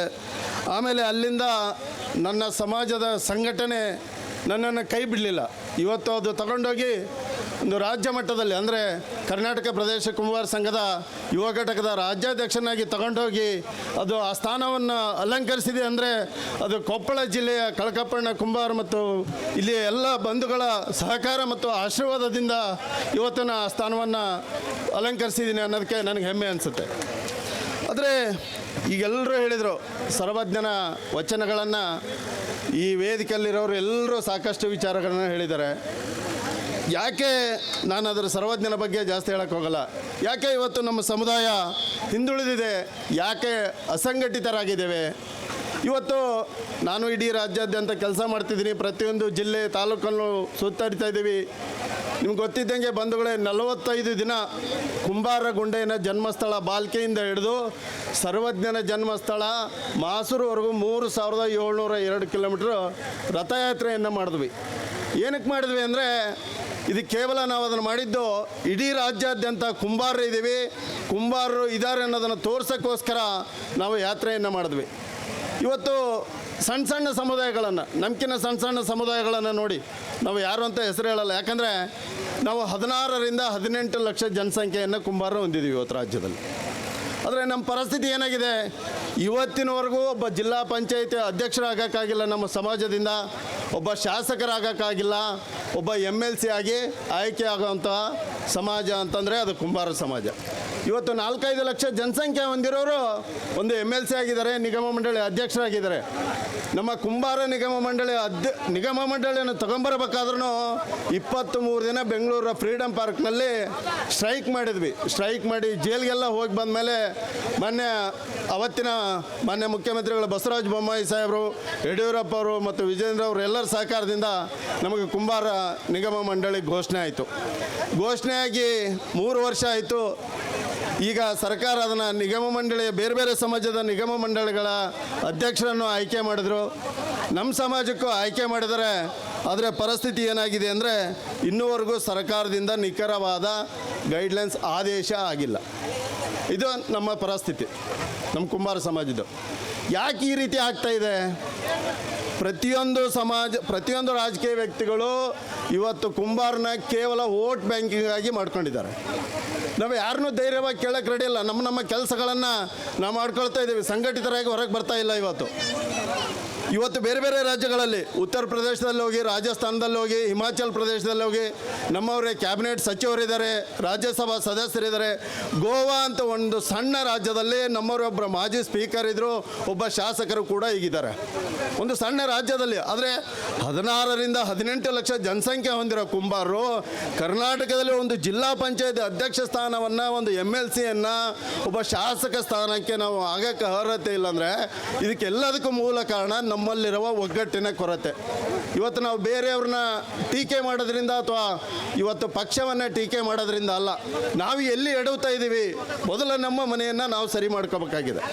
ಇವತ್ತು ಕೇವಲ ನಾವೇನಾಗಿದೆ, ಇವತ್ತು ಒಂದು ಯಾವುದೋ ಕಾರ್ಯಕ್ರಮ ಇದ್ದರೆ ಬರ್ತೀವಿ, ಈ ಕಾರ್ಯಕ್ರಮಕ್ಕೆ ಅಷ್ಟೇ ಸೀಮಿತ, ವಾಪಸ್ ಮನೆಗೆ ಹೋಗ್ಬಿಡ್ತೀವಿ. ಸಮಾಜದ ಬಗ್ಗೆ, ಸಮಾಜದ ಆಗು ಹೋಗುಗಳ ಬಗ್ಗೆ ಚಿಂತನೆಯನ್ನೇ ಮಾಡ್ತಾ ಇಲ್ಲ. ಯಾಕೆ ಅಷ್ಟೊಂದು ನಾವು ಇವತ್ತು ನಾವು ಅಷ್ಟೊಂದು ಕಾರ್ಯಪ್ರವೃತ್ತರಾಗಿ ಕೆಲಸದಲ್ಲಿ ನಿಮಿತ್ತ ಇದ್ದೀವ. ಇವತ್ತು ಕುಂಬಾರ ಪರಿಸ್ಥಿತಿ ಏನಾಗಿದೆ, ಕುಂಬಾರಿಕೆ ನಶಿಸಿ ಹೋಗ್ತಾ ಇದೆ ಬಂಧುಗಳೇ. ಕೇವಲ 20% ಎಲ್ಲೋ ಮಾತ್ರ ಉಳಿತಿದೆ, ಅದನ್ನು ನಶಿಸಿ ಹೋಗ್ತಾ ಇದೆ. ಯಾಕಂದರೆ ಇವತ್ತು ಮಣ್ಣನ್ನು ತೊಗೊಂಬರ್ಬೇಕಂದ್ರೂ 108 ಕಾಯ್ದೆಗಳಿದೆ, ಕಟ್ಟಿಗೆ ಕಡಿಯೋಕ್ಕಿಲ್ಲ. ಕುಂಬಾರಿಕೆ ಮಾಡ್ತಾನಂದರೆ ಅದರಿಂದ ನಮಗೆ ಹೊಗೆ ಬಂದು ಧೂಳೆದ್ದು ನಮಗೆ ವಾಯು ಮಾಲಿನ್ಯ ಆಗ್ತಾಯಿದೆ ಅಂಥೇಳಿ. ಅಂದರೆ ಪ್ರತಿಯೊಬ್ಬರು ಕುಂಬಾರರು ಒಗ್ಗಟ್ಟಿಲ್ಲ ಅನ್ನೋದನ್ನು ಮನವರಿಕೆ ಮಾಡ್ಕೊಂಡಿದ್ದಾರೆ. ಮೊದಲು ನಮ್ಮ ಸಮಾಜದಲ್ಲಿ, ಪ್ರತಿಯೊಂದು ಸಮಾಜದಲ್ಲಿ, ಎಲ್ಲ ಸಮಾಜದಲ್ಲೂ ಒಡಕುಗಳಿದೆ, ಆದರೆ ಸಮಾಜ ಅಂತ ಬಂದಾಗ ಅವರೆಲ್ಲರೂ ಒಂದಾಗ್ತಾರೆ. ನಿಮ್ಮೆಲ್ರಿಗೂ ಈ ವೇದಿಕೆ ಮುಖಾಂತರ ನಾನು ಮತ್ತೊಮ್ಮೆ ಕಳಕಳಿ ಮಾಡ್ಕೊಳ್ತೀನಿ. ಎಲ್ಲರೂ ಇನ್ಮೇಲೆ ಸಮಾಜವನ್ನು ಸಂಘಟಿತರಾಗಿ, ಸಮಾಜದಲ್ಲಿ ಒಂದಾಗಿ ಕೆಲಸ ಮಾಡಿ, ಸಮಾಜದ ಆಗು ಹೋಗುಗಳ ಬಗ್ಗೆ ಚರ್ಚೆಗಳನ್ನು ಮಾಡಿ. ಇವತ್ತು ಸನ್ಮಾನಗಳಾಗಬೇಕು, ತಾಲೂಕಾ ಮಟ್ಟ, ಜಿಲ್ಲಾ ಮಟ್ಟದಲ್ಲೂ. ಇವತ್ತು ಕರಾವಳಿ ಭಾಗದಲ್ಲಿ ಒಂದೊಂದು ನಮ್ಮ ಕುಂಬಾರರು ಒಂದೊಂದು ಬ್ಯಾಂಕ್ಗಳಿದೆ, ಒಂದೊಂದು ಕೋಟಿಗಿಂತ ಹೆಚ್ಚಿಗೆ ಇದೆ. ಆದರೆ ನಮ್ಮ ಭಾಗದಲ್ಲಿ, ಉತ್ತರ ಕರ್ನಾಟಕದಲ್ಲಿ ಎಸ್ಪೆಷಲಿ ನಾವು ಇನ್ನೂ 2A ತಗೊಳ್ಳೋಕ್ಕೂ ಒಂದಿಷ್ಟು ಕಡೆ ಆಗ್ತಾಯಿಲ್ಲ. ಅಂಥ ಪರಿಸ್ಥಿತಿಯಲ್ಲಿ ನಾವು ಕುಂಬಾರಿದ್ದೀವಿ. ಯಾಕಂದರೆ ನಾವು ಲಿಂಗವನ್ನು ಕಟ್ಕೊಂಡು ಲಿಂಗಾಯತರು ಅಂತೇಳಿ ಬಸವಣ್ಣನ ಇದರಿಂದ ಬಂದ್ಬಿಟ್ವಿ. ಲಿಂಗಾಯತರು ಅಂತೇಳಿ ಒಂದಿಷ್ಟು ಜನ ಬರ್ಸಿರೋದಕ್ಕೆ ಇನ್ನೂ 2A ಸಿಗ್ತಿಲ್ಲ. ಅದ್ರ ಬಗ್ಗೆ ಚರ್ಚೆಗಳು ಆಗ್ತಾ ಇದೆ. ಅದು ಅತಿ ಶೀಘ್ರದಲ್ಲೇ ಬಗೆಹರಿಸ್ತೀವಿ ಅಂತಲೂ ಕೂಡ ಹೇಳಿದ್ದಾರೆ. ಆದರೆ ಇವತ್ತು ನಾವೆಲ್ಲರೂ ಮೊದಲು ಸರ್ವಜ್ಞ ಜಯಂತಿ ಆಚರಣೆ ಮಾಡ್ತಾಯಿದ್ದಾರೆ. ಸರ್ವಜ್ಞ ಹುಟ್ಟಿದ್ದೆಲ್ಲಿ ಅಂತ ಎಷ್ಟೋ ಜನಕ್ಕೆ ಗೊತ್ತಿಲ್ಲ. ಸರ್ವಜ್ಞ ಹುಟ್ಟಿದ್ದು ಹಾವೇರಿ ಜಿಲ್ಲೆಯ ರಟ್ಟೆಹಳ್ಳಿ ತಾಲೂಕಿನ ಮಾಸೂರಿನಲ್ಲಿ. ಇವತ್ತೆಲ್ಲರೂ ಇಲ್ಲಿ ಕುತ್ಕೊಂಡ್ರೆ ಎಷ್ಟು ಜನ ಸರ್ವಜ್ಞನ ಜನ್ಮಸ್ಥಳ ಹೋಗಿ ನೋಡಿದರೆ ಹೇಳಿ, ಕೈ ಎತ್ತಿ. ಬೇರೆ ಬೇರೆ ಸಮಾಜದ ಧರ್ಮಸ್ಥಳಕ್ಕೆ ಹೋಗ್ತೀರಾ, ಮಂಜುನಾಥಕ್ಕೆ ಹೋಗ್ತೀರಾ, ಎಲ್ಲೆಲ್ಲೂ ಹೋಗ್ತೀರಾ. ಕುಂಬಾರರಿಗೆ ಎರಡು ದೇವರು ಇರೋದು, ಒಂದು ಸರ್ವಜ್ಞ, ಒಂದು ಕುಂಬಾರಗುಂಡೇನ ಜನ್ಮಸ್ಥಳ ಬಾಲ್ಕಿ. ಇವು 2 ಸ್ಥಳಗಳನ್ನು ನಮ್ಮ ಸಮಾಜದವರು ಹೋಗಿ ಯಾರೂ ನೋಡೋಕ್ಕೆ ರೆಡಿ ಇಲ್ಲ. ಅಂದರೆ ನಮ್ಮ ಸಮಾಜದಲ್ಲಿ ಅಂಥ ಶ್ರೇಷ್ಠ ಕವಿ, ತ್ರಿಪದಿ ಮಹಾನ್ ಕವಿ ಅಂತ ಒಬ್ಬ ಮಹಾನ್ ವ್ಯಕ್ತಿ ಹುಟ್ಟಿದ್ರೂ ಸರ್ವಜ್ಞನ ಜನ್ಮಸ್ಥಳವನ್ನು ಹೋಗಿ ನೋಡೋಕ್ಕೆ ನಾವು ರೆಡಿ ಇಲ್ಲ. ಇವತ್ತು ವೇದಿಕೆಯಲ್ಲಿ ಎಲ್ಲರೂ ಮಾತಾಡಿದರು. ಸರ್ವಜ್ಞನ ವಚನಗಳನ್ನು ಈ ಗ್ರಾಮ ಪಂಚಾಯತಿ, ದೇಶದ ಒಬ್ಬ ಪ್ರಜೆ ಗ್ರಾಮ ಪಂಚಾಯತಿ ಸದಸ್ಯನಿಂದ ಹಿಡಿದು ಈ ದೇಶದ ಪ್ರಧಾನಮಂತ್ರಿವರೆಗೂ ಸರ್ವಜ್ಞನ ವಚನಗಳನ್ನು ವೇದಿಕೆಯಲ್ಲಿ ಹೇಳ್ತಾರೆ, ಹೋಗ್ತಾರೆ. ಆದರೆ ಸರ್ವಜ್ಞನ ಪರಿಸ್ಥಿತಿ ಏನಾಗಿದೆ ಗೊತ್ತಾ? ತಿಪ್ಪಿಗುಂಡಿಯಲ್ಲಿ ಬಿದ್ದು ಒದ್ದಾಡ್ತಾ ಇದ್ದಾನೆ ಸರ್ವಜ್ಞ. ಯಾರಿಗೂ ಅದರ ಬಗ್ಗೆ ಏನಿಲ್ಲ. ಇವತ್ತು ಸರ್ಕಾರದ ಮುಂದೆ ಸರ್ವಜ್ಞ ಜಯಂತಿ ಮಾಡಬೇಕಾದ್ರೆ ಭಿಕ್ಷೆ ಬೇಡ್ತಾ ಇದ್ದೀವಿ. ಸರ್ವಜ್ಞನ ಜನ್ಮಸ್ಥಳವನ್ನು, ಅವರ ಸಮಾಧಿ ಬೀಳ್ತಾ ಇದೆ, ನದಿಗೆ ಕೊರ್ಕೊಂಡು ಹೋಗ್ತಾ ಇದೆ, ಅದನ್ನು ಉಳಿಸ್ರಿ ಅಂತೇಳಿ ಸರ್ಕಾರದ ಮುಂದೆ ಹೋಗಿ ಭಿಕ್ಷೆ ಬೇಡ್ತಾ ಇದ್ದೀವಿ ನಾವು. ಕೇವಲ 1 ರೂಪಾಯಿ ಹಾಕಿದ್ರೂ 18 ಲಕ್ಷ ಜನಸಂಖ್ಯೆ ಇರೋರು ನಾವು ಇವತ್ತು ಸರ್ವಜ್ಞ ಸಮಾಧಿಯನ್ನು ಅಭಿವೃದ್ಧಿ ಮಾಡ್ಬೋದಿತ್ತು. ಸೊ ಆ ನಿಟ್ಟಿನಲ್ಲಿ ಇಲ್ಲಿ ಸಮಯದ ಅಭಾವವಿದೆ. ಹಾಗಾಗಿ ಎಲ್ಲರೂ ಸಮಾಜವನ್ನು ಒಂದುಗೂಡಿಸಿ, ಸಮಾಜವನ್ನು ಒಗ್ಗೂಡಿಸಿ, ಸಮಾಜದ ಸಂಘಟಿತರಾಗಿ ಅಂತಂದು ಮತ್ತೊಮ್ಮೆ ನಿಮ್ಮೆಲ್ಲರಲ್ಲಿ ಕಳಕಳಿಯಿಂದ ಕೇಳ್ಕೊಳ್ತಾ, ಈ ವೇದಿಕೆಯಲ್ಲಿ ನನ್ನನ್ನು ಕರೆಸಿ 2 ಮಾತನಾಡಲು ಅವಕಾಶ ಮಾಡಿಕೊಟ್ಟಂಥ ತಮ್ಮೆಲ್ಲರಿಗೂ ಮತ್ತೊಮ್ಮೆ ತುಂಬ ಹೃದಯ ಧನ್ಯವಾದಗಳನ್ನ ಅರ್ಪಿಸಿ ನನ್ನ 2 ಭಾಷಣಗಳನ್ನ ಮುಗಿಸ್ತೇನೆ. ಜೈ ಹಿಂದ್, ಜೈ ಸರ್ವಜ್ಞ. ಕಾರ್ಯಕ್ರಮವನ್ನು ಉದ್ದೇಶಿಸಿ ಮಾತಾಡಿರ್ತಕ್ಕಂಥ ರಾಜಶೇಖರ್ ಕುಂಬಾರ್ ಅವರಿಗೆ ಧನ್ಯವಾದಗಳು. ಕೊನೆಯದಾಗಿ ಪೂಜಾ ಪಂಪಾಪತಿ ಕುಂಬಾರ್ ಸಾಕಿನ್ ತಾವರ್ಗೆರೆ ಇವರು ಕೂಡ 1 ಅಥವಾ 2 ನಿಮಿಷದಲ್ಲಿ ತಮ್ಮ ವಿಚಾರಗಳನ್ನ ಮುಗಿಸ್ಬೇಕು. ಇದಾದ ನಂತರ ಸನ್ಮಾನ ಕಾರ್ಯಕ್ರಮ ಇದೆ. ಇನ್ನೊಂದು ವಿಶೇಷ ಸೂಚನೆ, ಸಮುದಾಯ ಭವನ ಕಟ್ಟಡಕ್ಕೆ ನಿರ್ಮಾಣದ ಒಂದು ಕಟ್ಟಡಕ್ಕೆ ಯಾರಾದರೂ ಸಹಾಯಧನ ಬರೆಸೋರಿದ್ದರೆ ಸಂಗಪ್ಪ ಚಕ್ರಸಾಲಿ ಸರ್ ಹತ್ರ ಅವರು ಹಣವನ್ನು ಬರೆಸಬೇಕು ಅಂತೇಳಿ ಒಂದು ಸೂಚನೆಯನ್ನು ನೀಡಲಾಗ್ತದೆ. ಯಾರಾದರೂ ದಾನಿಗಳಿದ್ದರೆ ಸಂಗಪ್ಪ ಚಕ್ರಸಾಲಿ ಸರ್ ಹತ್ರ ತಮ್ಮ ಹೆಸರನ್ನು ನೋಂದಣಿ ಮಾಡಬೇಕು ಅಂತೇಳಿ ವಿನಂತಿ. ಈ ಗುಡಿ ಕೈಗಾರಿಕೆ ಏನು ಹೇಳಿದ್ರಲ್ಲ ಮೇಡಮು, ಅದನ್ನು ಯಾವ ಡಿ ಸಿ ಆಫೀಸ್ಗೆ ಹೋಗೋದು ಬೇಕಾಗಿಲ್ಲ.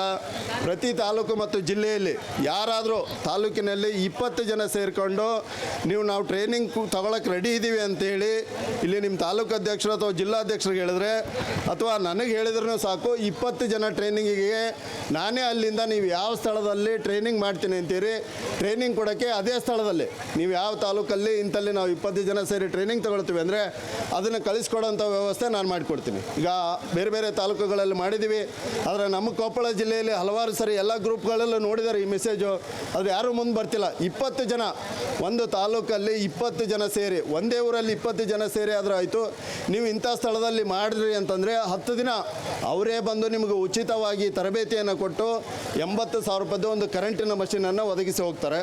ಆ ರೀತಿ ಯಾರಾದರೂ ನಮ್ಮ ಕೊಪ್ಪಳ ಜಿಲ್ಲೆಯಲ್ಲಿ ಯಾರಾದರೂ ರೆಡಿ ಇದ್ದರೆ ಕಳಕಪ್ಪಣ್ಣವ್ರಿಗಾದರೂ ಹೇಳ್ಬೋದು, ಅಥವಾ ನಿಮ್ಮ ತಾಲೂಕಲ್ಲಿರೋರಿಗೆ ಹೇಳಿದ್ರು 20 ಜನ ರೆಡಿ. 55 ವರ್ಷ ವಯೋಮಿತಿ, ಅದಕ್ಕೆ ಹೆಣ್ಮಕ್ಳು ಸಹಿತ ಅವ್ರು ಬರ್ಬೋದು. ಅದಕ್ಕೆ 20 ಜನ ಮಾಡಿ ಒಂದು ಕಮಿಟಿ ಮಾಡಿ ಅವ್ರದ್ದು ಆಧಾರ್ ಕಾರ್ಡು ಮತ್ತು ರೇಷನ್ ಕಾರ್ಡ್ ಏನಾರ ಇದ್ದರೆ ಅದನ್ನು ಹಚ್ಚಿ ಇಲ್ಲಿ ಯಾರಿಗಾದ್ರೂ ಕೊಟ್ಟರೆ 20 ಜನ ರೆಡಿ ಆದರೆ ಇಲ್ಲಿ ಟ್ರೈನಿಂಗ್ ಕೊಡಿಸೋಂಥ ವ್ಯವಸ್ಥೆಯನ್ನು ನಾನು ಮಾಡಿಕೊಡ್ತೀನಿ.